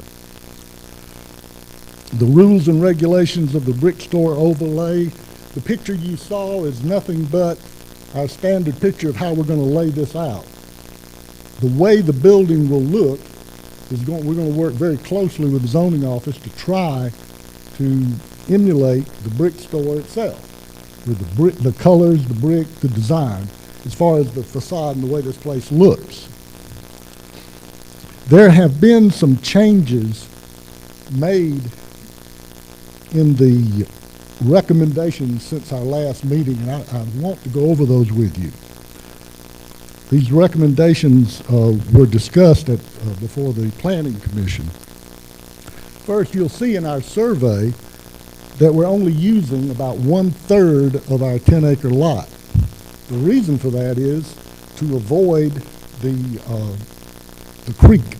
There's a wet weather creek that comes out of the ground and goes off, and you see where it was located. The plat that you saw, the smaller long lines are the creek bed, where those mark the high water mark of the bank of the creek. The outside of that is the 35-foot mark, and that's what we're trying to stay out of, 35 feet from the bank of the creek. So we're only going to use a little less than 1/3 of our lot. The first thing that they did in the recommendations is recommend a 100-foot buffer. And buffers normally would apply to the sides and the backs where there are other neighbors. But they're calling it a buffer, but it's actually a setback. 100 feet takes away our ability to not be on the creek. We go over to the creek about 20, 25 feet if we go that far. We put the lot and put our building site on it, and at 50 feet, we completely miss the 35 feet from the creek, and we completely miss the road. We get 50 feet all the way across, and we're asking you, instead of making it 100 feet across the front, and this is supposed to be sodded and landscaped. We will keep it looking very nice. We would like, you can see in this drawing that's up here now, it goes over to the creek.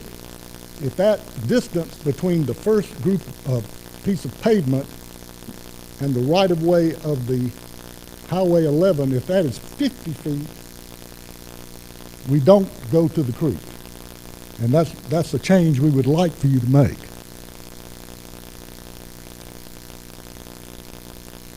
If we have to go with this, then we will have to go to the Army Corps of Engineers, try to get some mitigation.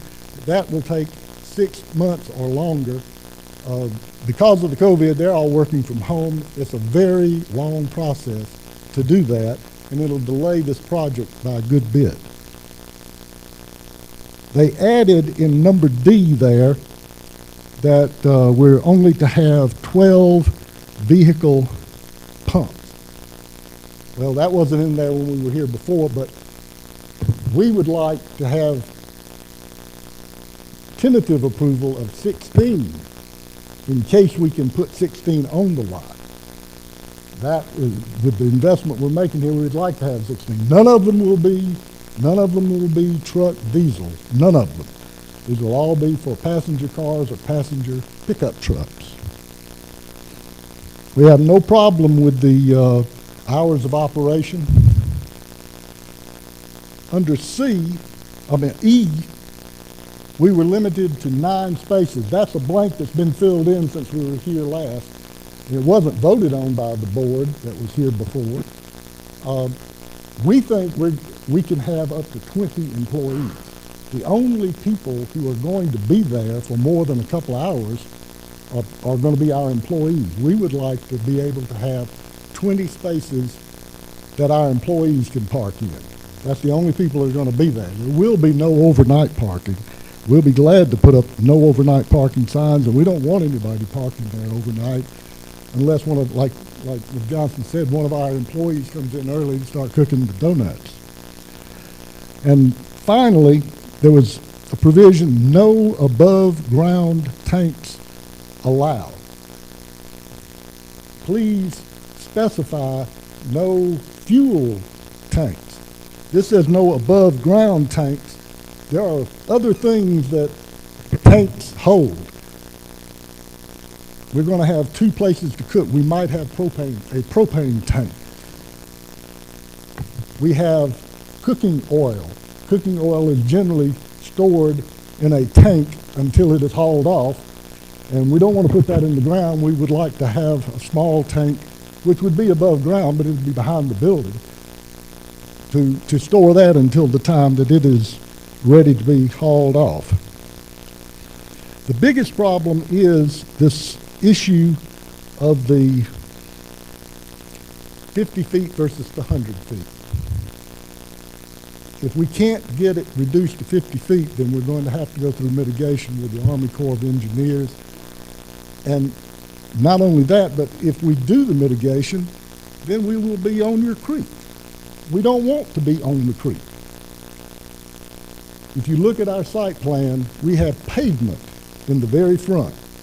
The building is going to be a long way from where the pavement begins. It's going to be more than 100 feet before you even get to the where the gas tanks are.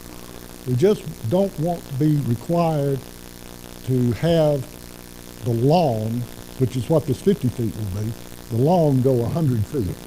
We're not using the whole lot as it is, and it will be a very nice site, I promise you. I have with me, if you have any questions, Jeremy Crosby, our construction manager, and Steve Rowland, our engineer. Both have come here to assist in any way they can. Thank you very much for your attention. Thank you, sir. Thank you. That portion of our public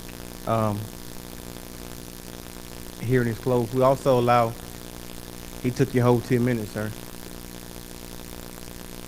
Yeah, opposition. Hold on 1 second. Let me close that out and open it back up. That portion of our public hearing is closed. We also allow 10 minutes for those that want to speak opposing this. You also have 10 minutes to do so. If you would, please come at this time and state your name, your address for the record, please. Those that want to oppose. Yes, sir, you may come at this time. Yes, sir.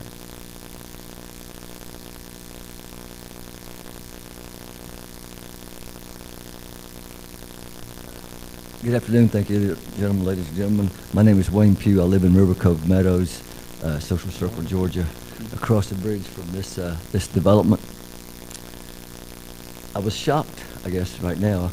I had a lot of stuff sitting on the plate here at a 100-foot setback, but if they're trying to approve 50, I'm not sure I want to go along with. I was really. We as a subdivision, we were opposing the truck stop, and we got that all settled. We went to the planning board, and we had a good meeting there, and we're really on board with the convenience store situation. But following the brick store layover was the biggest hurdle, I think, that we were making sure that they followed. And now the last statement there is going to change things a little bit, and I'm not so sure that. Because we feel that this development is going to bring, it's going to be beginning of the brick store development in our area. And if we don't stand tough on the requirements that was written back in the early 90s for this brick store layover for this area of our county, we start giving up certain things now, we're going to continue to start giving up certain things.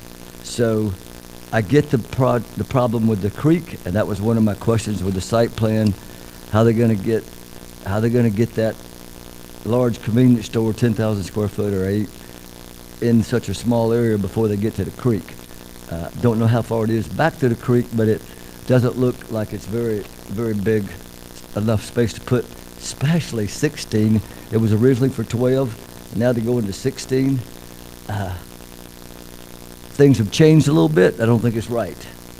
I think we should table this thing, myself personally, till we get the exact planning committee to approve it again. I don't know if they can or not, or how it goes back, but I'm a little shocked because we had this thing all set up, agreed on both sides of the party of the fence.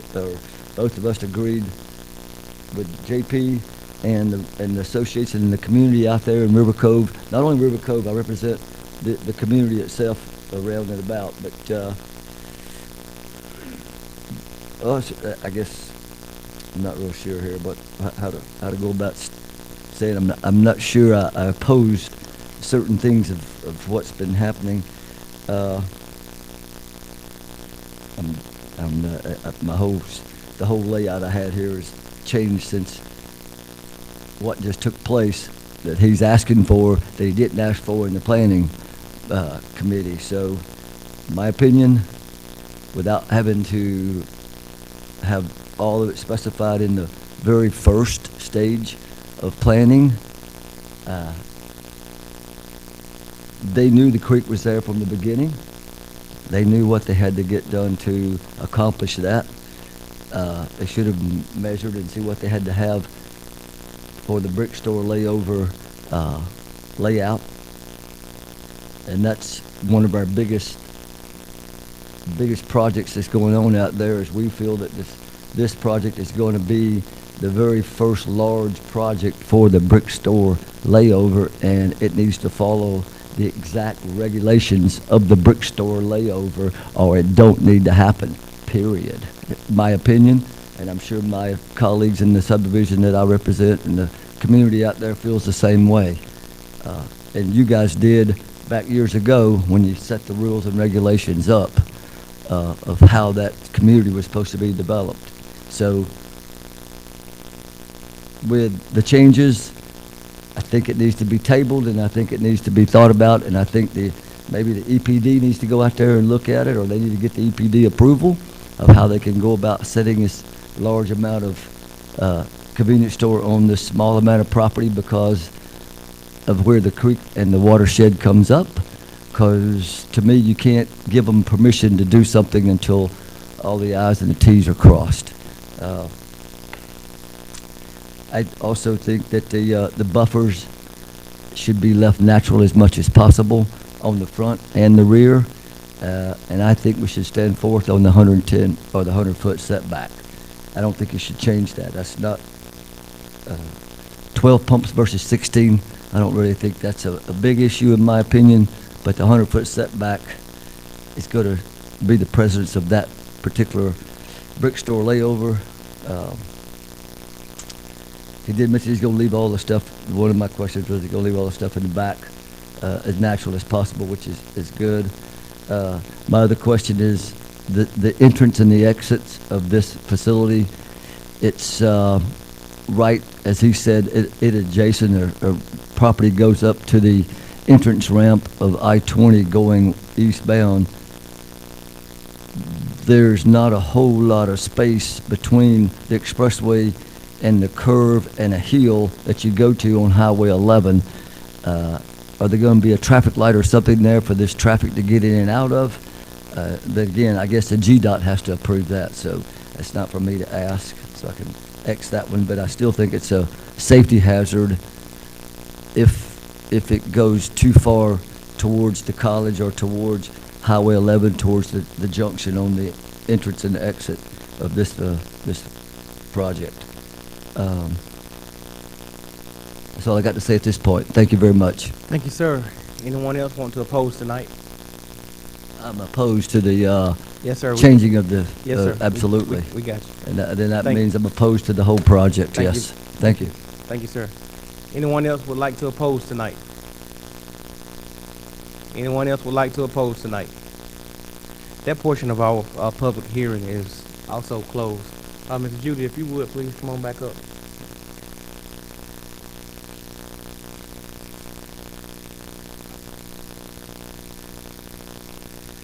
Thank you so much. Commissioner Edwards, I think is this in 1 or 5? I think It's this in is- District 1. This is 1, okay. It's right on the, District 1 is south of 20 and District 5 is north of 20 there. Commissioner Edwards. Thank you, Mr. Chairman. Judy, so on the first time this came before us, was this Jones Petroleum Construction Design, JPC Design and Construction, or was it Jones Petroleum before us before?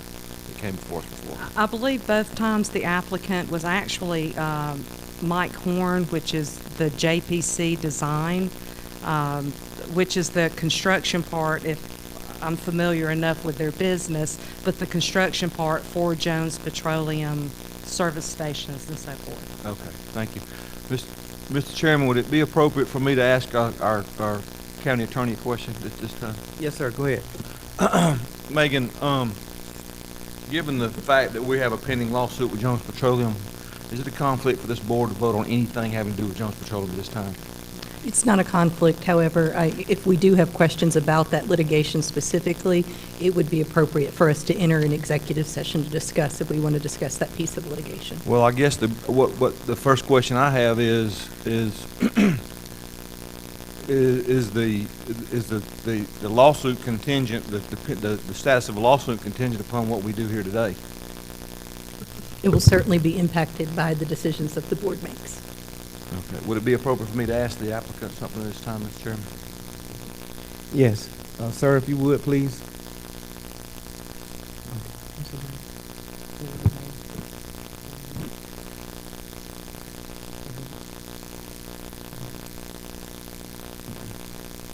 Thank you, sir. Thank you. So, the elephant in the room, the lawsuit, right? What do we? So, in order to drop the lawsuit, you want this approval tonight? Is that right? This is an entirely separate request. We were turned down for the truck center, the travel center, which is like the one we have in Butts County. So this is a wonderful site. It's right next to I-20, and it's close to the new school, and it's on Highway 11. So now we're applying for this. So if we approve the this lawsuit, tonight, I'm sorry, so go ahead. if we approve this tonight, what happens with the lawsuit? Well, council will get together and we'll talk about it. There are some other issues in that. You will So remember I that. have- Hey, guys, listen. Let's stick with tonight. Let's get off the lawsuit. I have seen documentation that states that if this passes, the lawsuit is dropped, and I believe that was on behalf of Mr. Jones. Mr. Jones is not here. I didn't say that. Hey, guys, hold on. I don't think we need to opine on what Mr. Jones has indicated as far as his litigation position.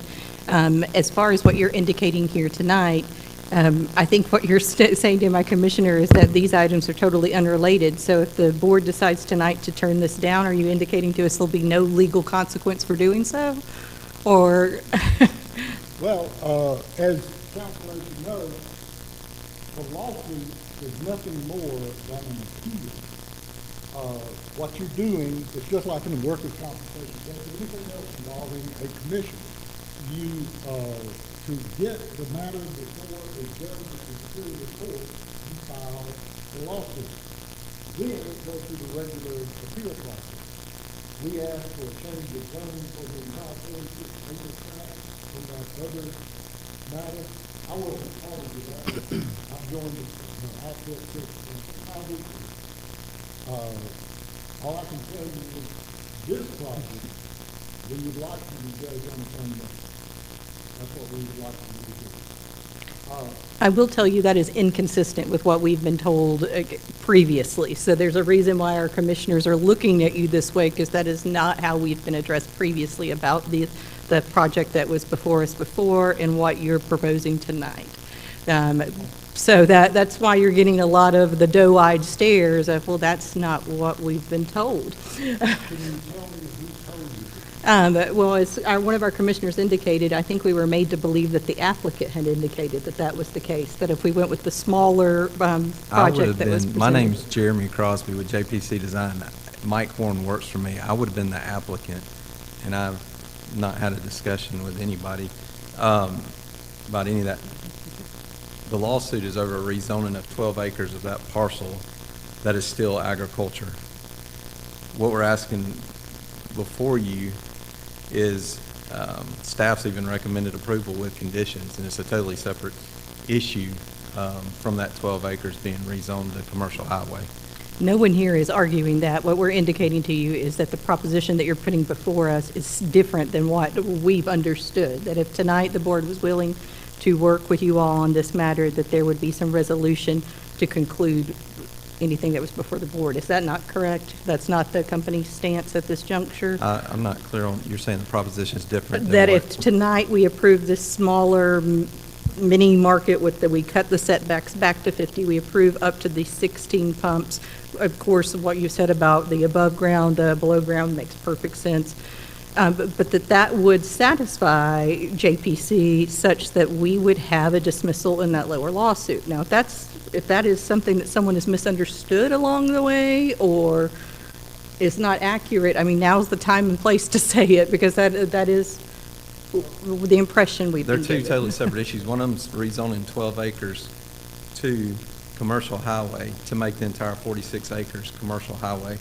This is simply a conditional use for the store and gas pumps underground storage on a 10-acre tract. We currently own, yeah, it's already zoned commercial. We're just asking for the conditional use for the underground storage tanks. So, and I think Ms. Johnson, Judy's familiar with this too. They're totally separate issues. The rezoning of that 12 acres to make the whole parcel commercial highway, and then this conditional use. We only have the 10 acres under contract right now to purchase from the seller. And we're just asking for the conditional use tonight on that. Well, Commissioner Edwards, what I'm hearing is inconsistent with the proposition that you were bringing forward, that we would be finished and done with this. That's clearly not the case. I'm not familiar who said that.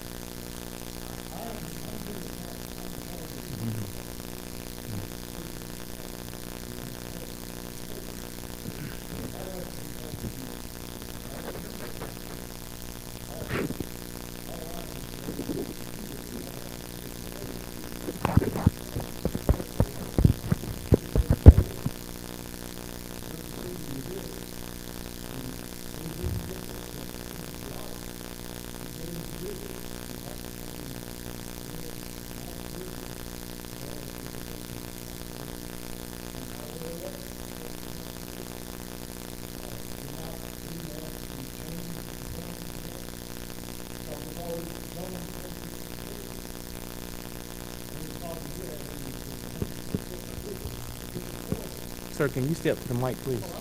Thank you.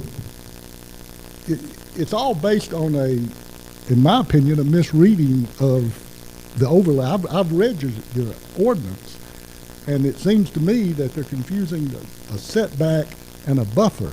A buffer is a separation between neighbors on the side or in the back. A buffer is not in the front.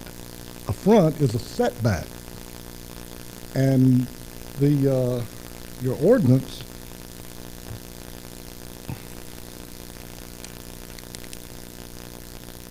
sorry to be fumbling with my papers. Your ordinance says that for the setback on Highway 11 is 100 feet north of Highway 278 and 50 feet south of Highway 278.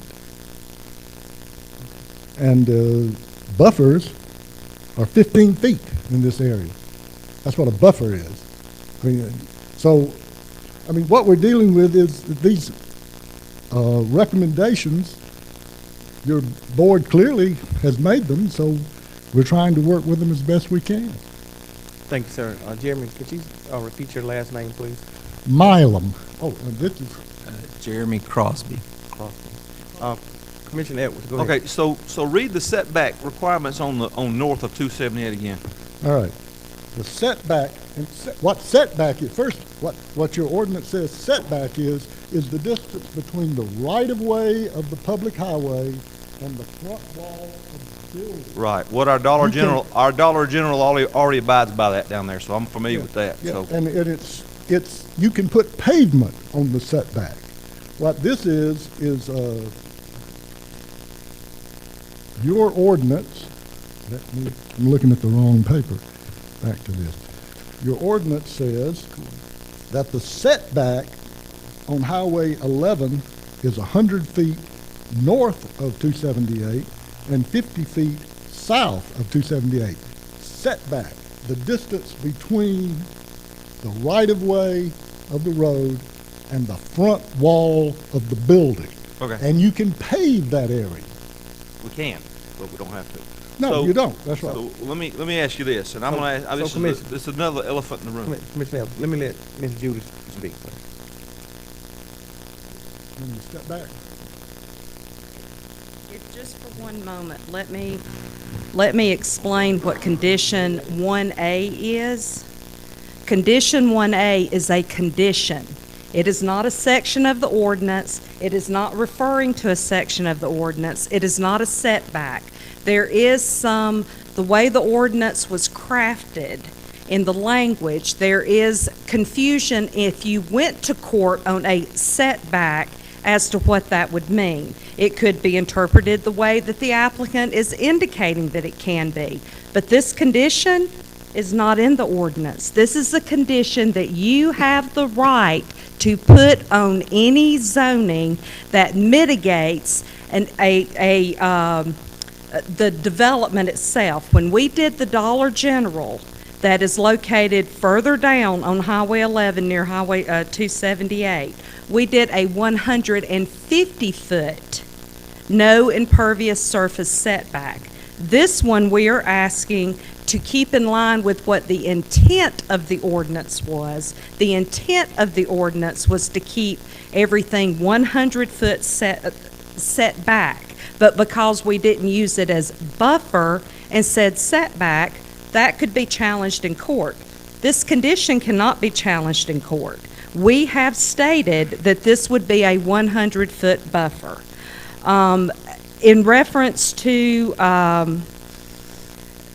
what we're here tonight to speak on, and I spoke quite a while with our land use attorney in the past few weeks in regards to this.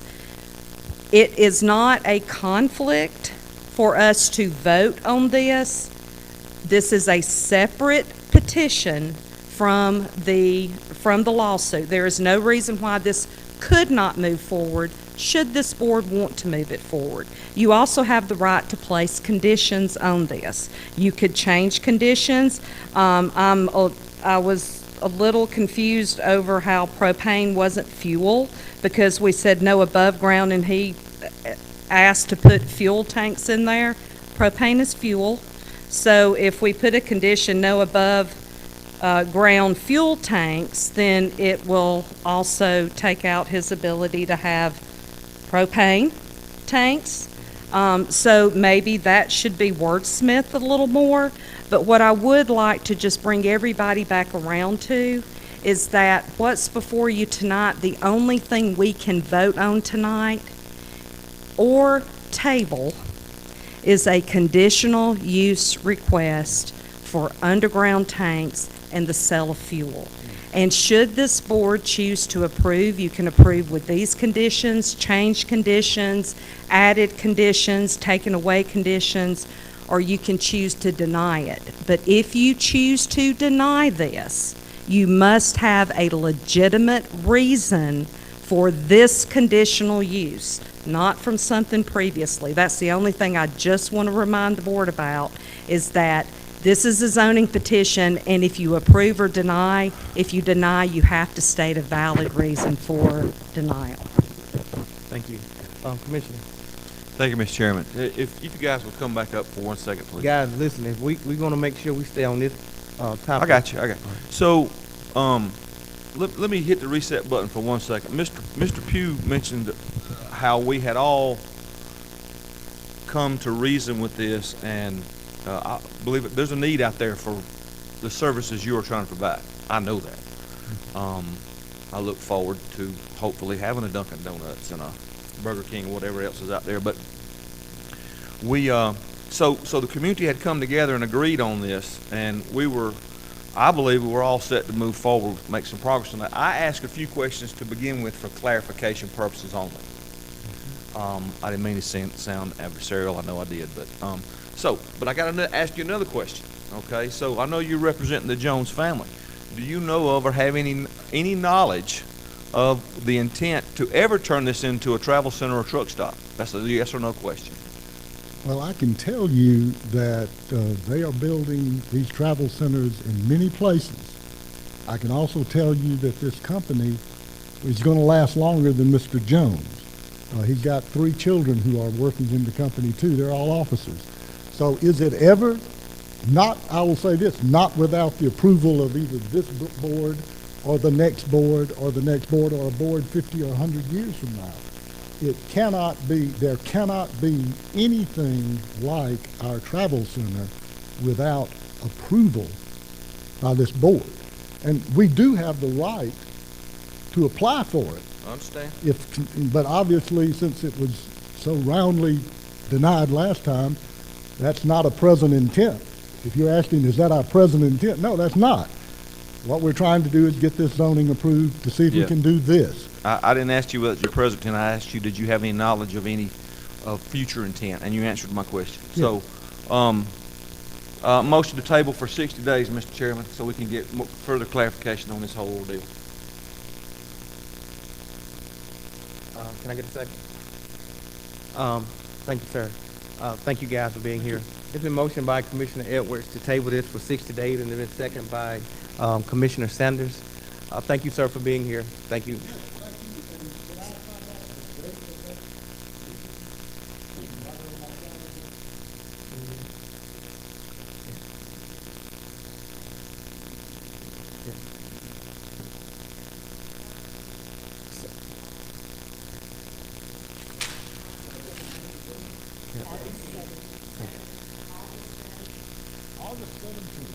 Thank you, sir. Thank you. Again, it's been motioned that we table this by Commissioner Edwards and second by Commissioner Sanders. Any more discussion? All in favor? Thank you. It's tabled for 60 days. Ms. Judy.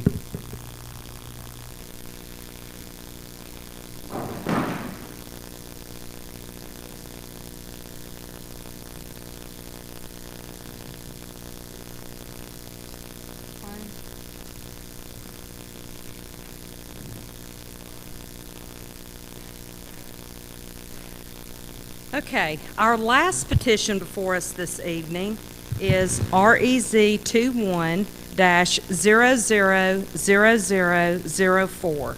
This property is located on City Pond Road and Highway 142. It's approximately 35 acres in size. It is currently zoned M2 Heavy Industrial.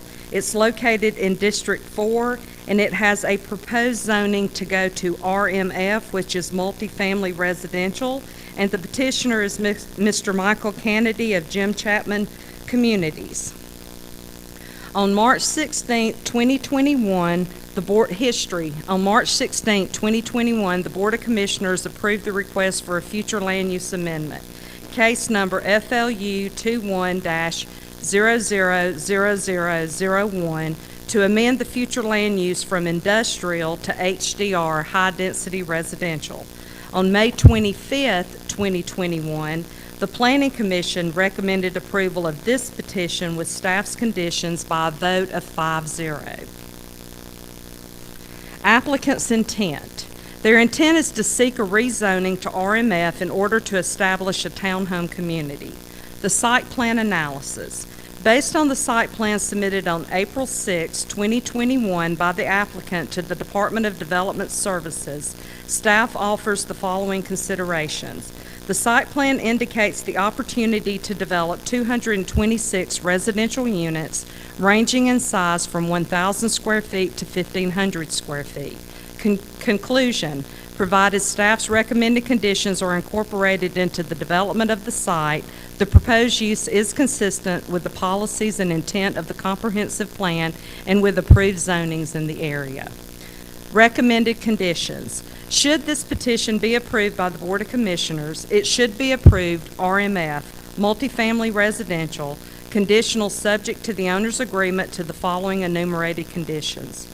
Where these conditions conflict with the stipulations and offerings contained in the letter of intent, these conditions shall supersede unless specifically stipulated by the Board of Commissioners.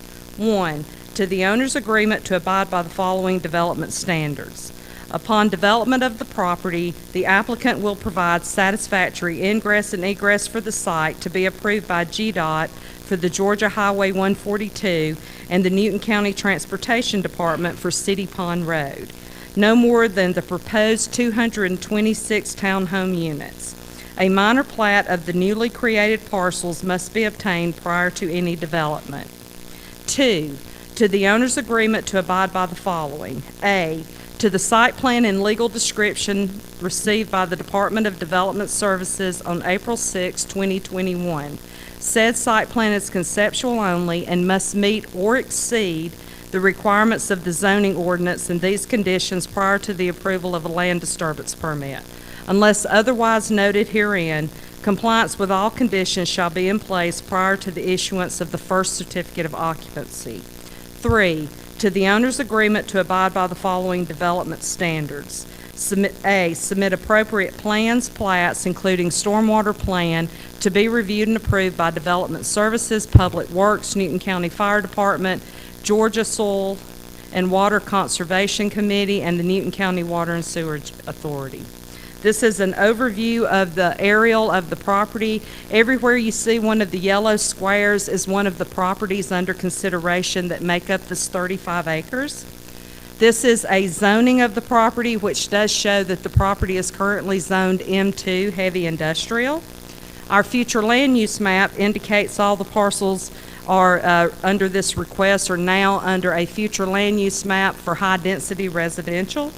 And this is the concept plan that the applicant has presented for the proposal. It does have 2 entrance and exit, one off of, actually it has 3. Nope. Let me get oriented. It actually has 2. It has one off of Highway 142 that's going to meet, I believe that's the road that goes behind Maryvale there, Airport Road perhaps. And then it has another entrance that's further down on City Pond Road. This property does abut the City of Covington where the 3 Ring Studios is currently developed at. And from this point forward is the applicant's slide. I'm happy to answer any questions or if you want to wait till after the public hearing. Again, this is District 4. Thank you. Thank you. We're going to wait till Yes, they sir. get through. Thank you. We're going to open it up now for those, the applicant and those that want to speak in favor tonight. You may come at this time. You have 10 minutes to do so. Please state your name and your address for the record, please. Good evening. My name is Jim Chapman. Jim Chapman Communities. I live at 1956 Riddlemore Row in Smyrna, Georgia. I have a presentation up here, but also have a paper copy, if I could pass these around. Okay.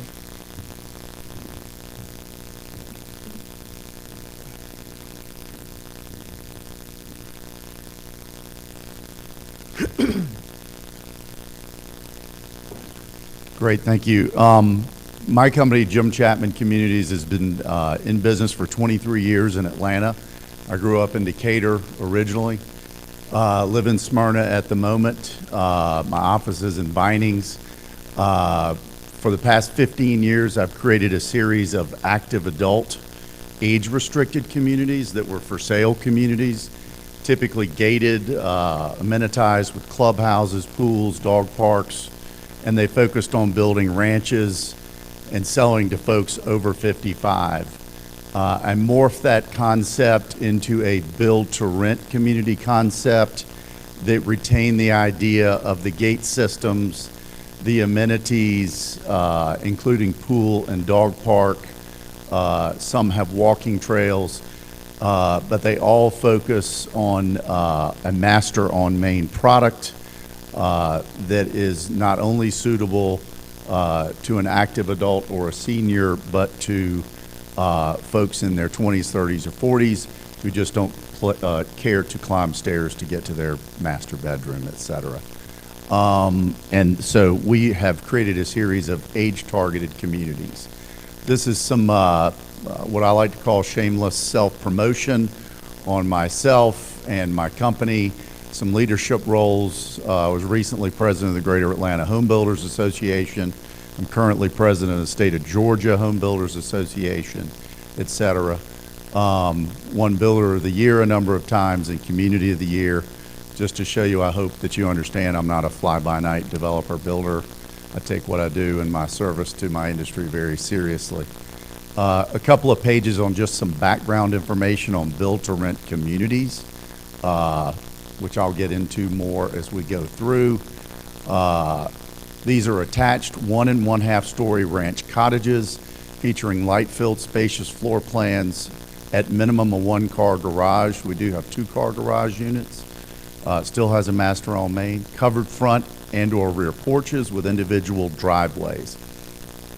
Because all exterior maintenance is professionally managed, owners can enjoy a true lock and leave lifestyle, a true maintenance-free lifestyle to pursue hobbies, traveling, family time, and more. What a lot of people do and don't understand is that there is a barbell of demographics at the moment. You have on one end the baby boomers, and on the other end their children, the millennials. They are the largest demographic, and they each want the same thing. They want a maintenance-free lifestyle. They don't want to mow the grass if they don't have to. Would love not to maintain the unit. This type of living offers that. We also serve as the general contractor. My firm does. We do all the development and all the vertical construction ourselves. We don't farm that out. We do have subs that work for us, but we manage the entire process. And our typical resident is either an active adult, a senior, or someone in their 20s, 30s, 40s that I call high-level workforce. Our first tenant in our first project, 9 miles west of Athens, downtown Athens, which was not developed for what I call the kids, college students. We had less than a handful there. Our first resident was unfortunately a newly divorced man, 40, whose wife retained the home. He wanted a nice place to live to receive his 6- and 4-year-old daughter who did not live with him, and he was able to rent a home from us without having to create a down payment. I call him, and he makes $90,000 a year, so I call him high-level workforce. Cottages at Ridge Point is what I'm just referencing. It was our first deal, 216 units, age targeted in Athens, broke ground in November of 18, finished in February of 21. 2- and 3-bedroom plans available. 1-level living built to an all program standards. All is a livable lifestyle home. You can look it up on that website. It means all the interior doorways are 3 foot wide, tall toilets, a 0-step entry from every garage into the unit. So a lot of universal design stuff for folks. Units have a 1-car attached garage, and all of them have attic storage, upwards of 80 to 100 square feet, that has a 3/4-inch wood deck floor, so it's not flimsy. Amenities included a clubhouse, pool, and a dog park, as I've mentioned before. And then I do outsource the professional leasing and management to a firm that manages 30,000 units across the Southeast called Rangewater. They're headquartered here in Atlanta. As of May, that was 98% occupied. It was 2 bedrooms and 3 bedrooms. This is true of what I proposed. Everything I'm discussing here is identical to what I proposed. I'm just giving you examples of what I've done in the past. 1,000 square foot is the 2 bedroom, the 3 bedroom's 1,450. The 3rd bedroom and bath are up in the attic. I add an internal staircase to get to that. Still, it's 2 bedrooms, 2 baths on the main, just like the 2 bedroom unit is. The rents achieved there right now are $1,600, and the 3 bedrooms are going for $2,225. These are high-level rentals. This is not Section 8. This is not low-income housing. Average occupant 1.85, only 11% of occupants 18 or younger. 41.6 is the average age. Most apartments are 25, 26 years. Our average income was $108,000. We underwrite to 62. 63.7% single, divorced, or widowed, and 38% actually owned a home and sold it prior to moving in with us. These are renters by choice. Cottages at Dawson Ridge, same exact same program. As of right now, we've been actively leasing it for 6.5 months. We're still under construction. We don't deliver the entire second half of 193 units until September, October, November, and we're already 80% pre-leased. Same exact formula with the bedroom square footage, and the rents are not quite as high there yet. Same basic demographics, 1.95 occupants versus 1.85, 40 years of age versus 46, 129,000 average income versus 109, 64% single, divorced, widowed versus 67, and 33% owned a home. These units, the size of them and who we cater to, we do not have a lot of children living with us. This is pretty much an adult community, no matter how old you are. These are just some charts displaying some of the income and relationship status that you could look at. These are typical gated entries to our communities, very high end. We propose to do the same thing here. Our clubhouse and pool was taken before we got the picture, before we got the pool furniture, so it looks a little stark, but we have pool furniture and the leaves hadn't come out on the trees yet.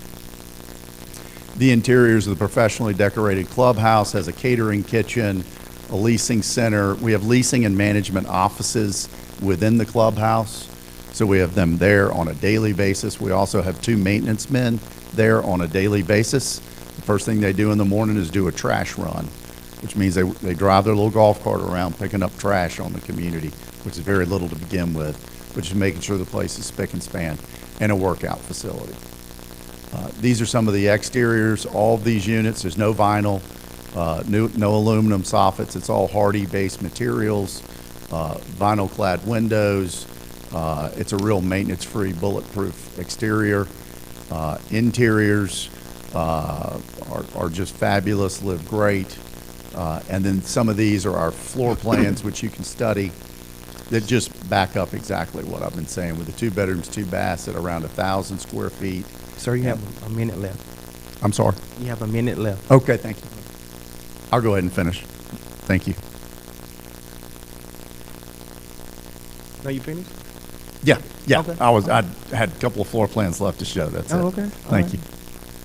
Appreciate it. All right, thank you, sir.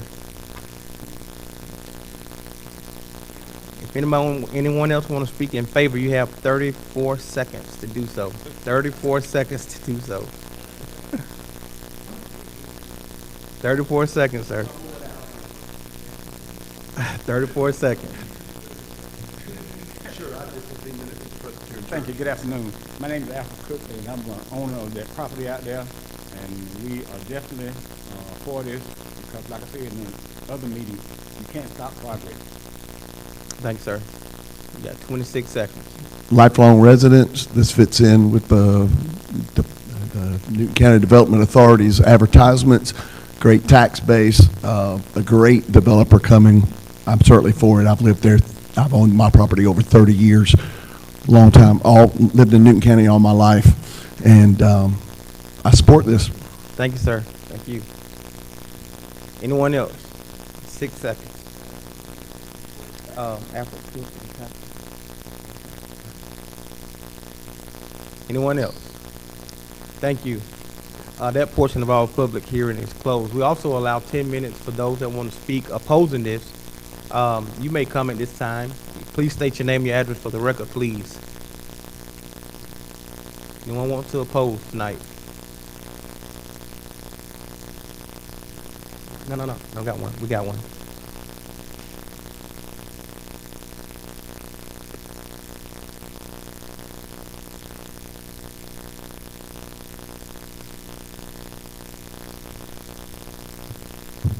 Good afternoon, Archie Shepherd, 9169 Village Drive, Covington, Georgia.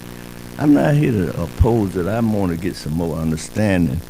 If this road, is this the road where the property, his state City Point Road and 142, City Point Road would not be able to handle the traffic coming out of there. So I think the zoning could probably clear this up.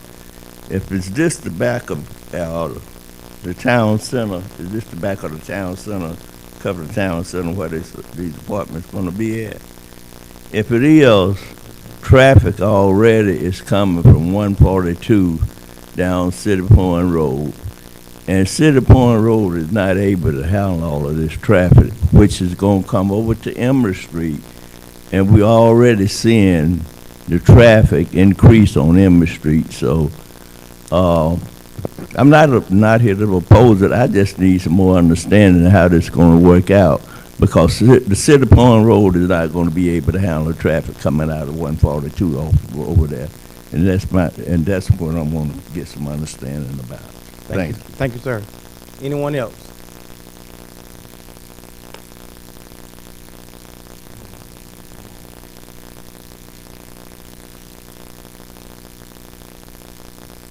David Monk, Airport Road.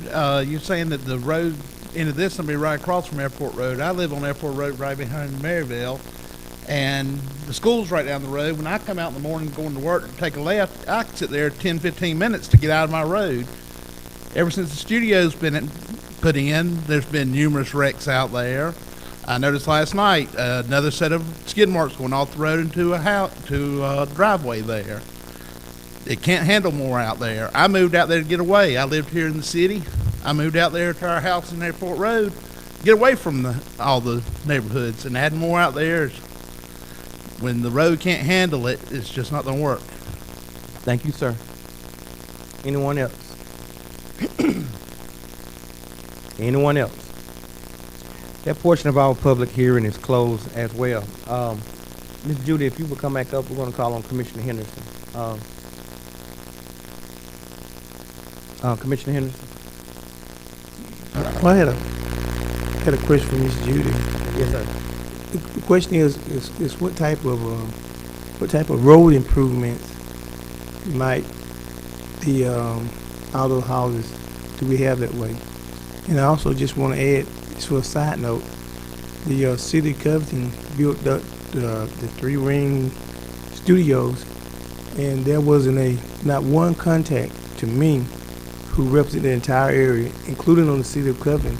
I said, what you think about the road and the excess traffic or the people who live there, you know? And so, if any, what are we asking them to do? If we know that with the decel lane that gets out on 142, we know something right there. Or is there any other on City Point Road itself that goes up to the park? Yes, sir. First of all, if I can kind of touch a little bit on what Mr. Shepherd was asking about. If you'll look at this map right here, the area that's in that purple color, that is the city of Covington's property. And the county actually abandoned a portion of City Pond Road that goes that entire length of where that upside down L is. If you see where the brown is, those are the parcels under request. Thank you. Oh, wait, do I have a, nope. Okay, that's the parcels under request. The property's right under that where you see the white line through it, right under it. Yes, nope, right there. Yep, a little further down, okay, right there. where you see the line, that's the area of City Pond that has been abandoned. So that road is no longer a through road. The only properties that would be affected on City Pond by this are those handful of properties that's located in between the brown parcels under request and Highway 142, which I think there's a total of 4 parcels there, and that top parcel being one of them is some type of utility that sits right there at the corner of City Pond Road. So this traffic will not be coming down City Pond Road and going further down to come out on 142. And also the applicant may be able to clear this up a little better as well, but the 2 entrances, the primary entrance would be for if you're going to visit someone who lived there, and you will be able to get in on the 142, but the City Pond Road is for the residents only. That is a gated entrance that only if you live within the apartment complex. If you're coming to visit someone, you would have to enter off of Highway 142. Now, for road improvements, our ordinance requires, actually it's the development regulations, that if you're doing a project on a county road that is unimproved, that you can be subject, not shall, but you can be subject to any road improvements that may be necessary on the portion of that road that you would be using. So for the county road, we have something in place that could potentially redo or make that road improvements for the 3 or 4 parcels that's on the left-hand side, as well as what would serve the gated community. On the Highway 142 side, that would be subject to the Georgia Department of Transportation, but at a minimum, it would be a deceleration lane. It could possibly require a left turn lane, but that road, because it's a GDOT road, the county would not have real say in that. We would have to accept what Georgia Department of Transportation would require.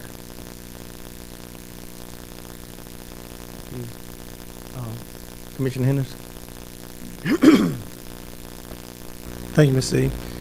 This is where I went out personally and talked to the residents. You know, former Commissioner Alfred Cook, who also sit up in his hot seat for years back, and Pastor Payne, whom I had the privilege of knowing for years. And also I visit the people. And most of the people that I visit who live in the area, they wanted to get rid of their property so that they could move on with their lives. But to make a long story short, I believe that this is a good project for over there. And I remember my friend Commissioner Sanders, what she was saying, and we talked, had a little sidebar, and she said, "Well, who can afford it?" I said, "Well, there's a lot of people in Newton County can afford a heap of stuff, a heap of places, and we think that'll be good. Those apartments will be good houses, will be good for Newton County and the residents over in that particular area." And for where Mr. Mark live at, it's behind Maryville. I've been there too, and I understand the congestion, and I was hoping, we know the school's there, and we know the schools be a lot of people bring their children in and out. So I guess the question is, should we stop this project? And most time when you go to Board of Education and talk about something, they've already discussed it, and they hit the gavel, bam, and you're through with it. Here you have an opportunity to come out and kind of state and talk about what you believe we should do. But in this case, I think this is a good project for Newton County. So, Mr. Chairman, with having said a little bit, stumbling along to what I said, I would like to make a motion to approve case REZ 21-00000004. I would like to approve it with staff recommendations. Thank you, sir. Can I get a second, please? Thank you, sir. It's been motioned by Commissioner Henderson and second by Commissioner Edwards. Any more discussion? Commissioner Sanders. I just want to find out, I don't know if you know the numbers, Judy. What is the, Commissioner, what is the average income in that area? Mr. Chapman came was about several thousand a year income, and what he had stated and talked about, not this particular meeting, but the last one, where he had stated he was trying to get the people at Three Horse Studio, Three Range Studio, some of those people won't to actually live in those houses. Now, since you said that, I couldn't afford to live there, but because I can't, I'm not going to stop you. Any more discussion? All in favor? Thank you. It passes 5-0. Thank you. Thank you, Ms. Judy.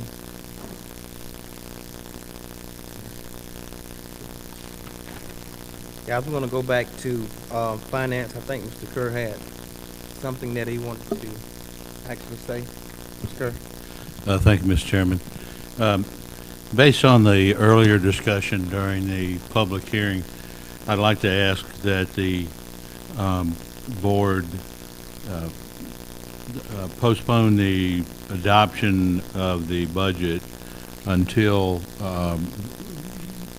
we would we would need to conduct the new hearings based on the changes that we would need to make on that, and for you all to consider that. So I'd recommend that we do that and hold the first of the public hearing for those budget changes to be held on July 20th at the meeting at 6 p.m. on July 20th. We'd hold our first budget hearing, and then I'll provide the board with the remainder of that schedule for the budget adoption, for the second hearing and adoption. Any questions, guys? Commissioner Henderson. Thank you, Mr. Chairman. Those changes, did we do a consensus of those changes, or are those just doing discussion? My understanding is that the board, the consensus was to leave the pay increases in the budget, but to find an equal amount of reductions in the budget to those pay increases from that the difference between 3.5% and 4.5%. So when we changed, we leave those pay increase in there, which I think we should. But will we know exactly what we're taking out? In other words, so you're going to bring it back and say, well, we got your pay increase. Yes, for no, employees. Know exactly what we're taking out. Yes, sir. We'll have that for you. Thank you. Anyone else? Thank you, sir. So we need to table it?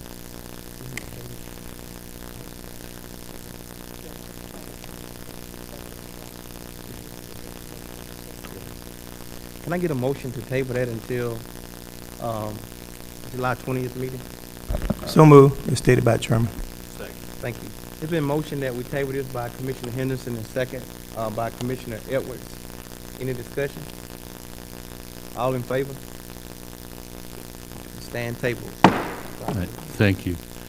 The next thing we'll Yes, need sir. to do, Mr. Chairman, is to adopt the resolution continuing the operation, temporary continuing operation of the 2021 fiscal year budget. And, Yes, sir. Can I get a we'll need to motion? adopt that resolution. Can I get a, it's been motioned by Commissioner Cowan and second by Commissioner Edwards. Any discussion? All in favor? Thank you. Thank you. Next is Human Resources. The proposed FY 2022 holiday calendar, Mr. Kerr. Thank you, Mr. Chairman. What you have before you is a list of the FY22 is the FY22 holiday calendar, the days and the dates listed along with the personal floating holidays. Thank you, 2 sir. days. You want to ask about the 4th of July? Oh, yes, I think there was a question too, is whether or not, the next scheduled board meeting is July the 6th. Our July 4th holiday, because July 4th falls on Sunday, the July, and we would be taking the holiday on July 5th, Monday. So our next board meeting would be scheduled to July 6th. And I had mentioned to the chairman whether to, that we probably needed to see whether or not the board wanted to meet on July 6th as regularly scheduled. I know some of you may or may not be out of town, and so that we wanted to bring that question up tonight too. I'm going to pull the board, Commissioner Edwards. I'm out the 13th, 1 week later. How about we not have that first meeting of the month? Well, the way we normally do it, we normally have one meeting in July. So, I mean, it's totally board pleasure, however y'all want to do it. One meeting. Commissioner Mason, Commissioner Stanley, one meeting. Commissioner Henderson. Hey, crazy. Wow. Commissioner Cowan, one meeting.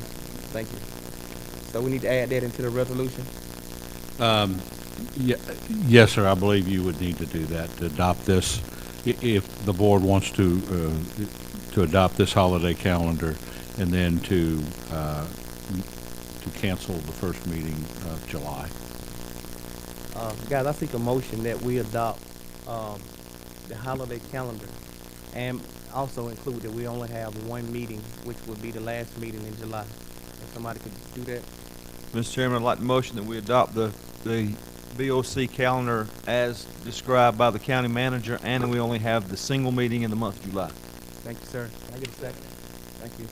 It's been motioned by Commissioner Edwards and second by Commissioner Mason. Any discussion? No, go ahead, Commissioner Henderson. The question I have is that we know that the June, the $1,500 for Juneteenth Day was rescinded by the commissioners. Excuse me.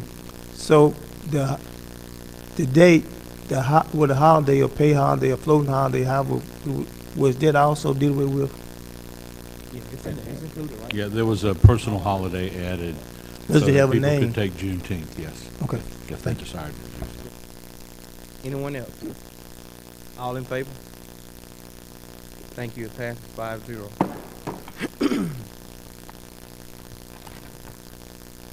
Next is Newton County Sheriff Office requests approval of its law enforcement and liability insurance quote. Mr. Kerr.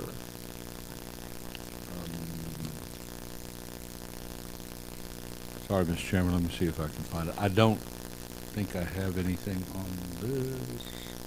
Let me find the, this is for renewal of their liability insurance, the annual renewal. It is a budgeted item, and you can see the cost there is $228,000. I'm sorry, yes, $228,000, $228,001.12. Yeah. Any questions? Okay, I seek a motion, please. I'm sorry. Yes, it is. Item 14.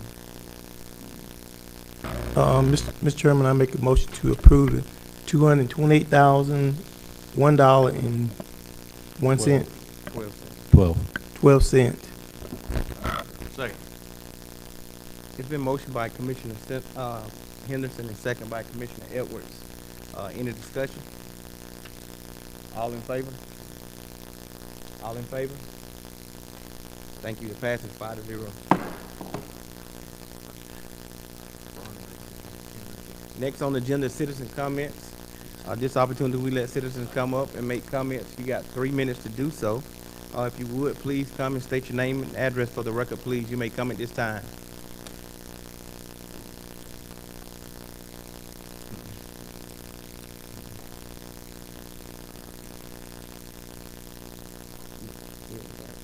You may come at this time.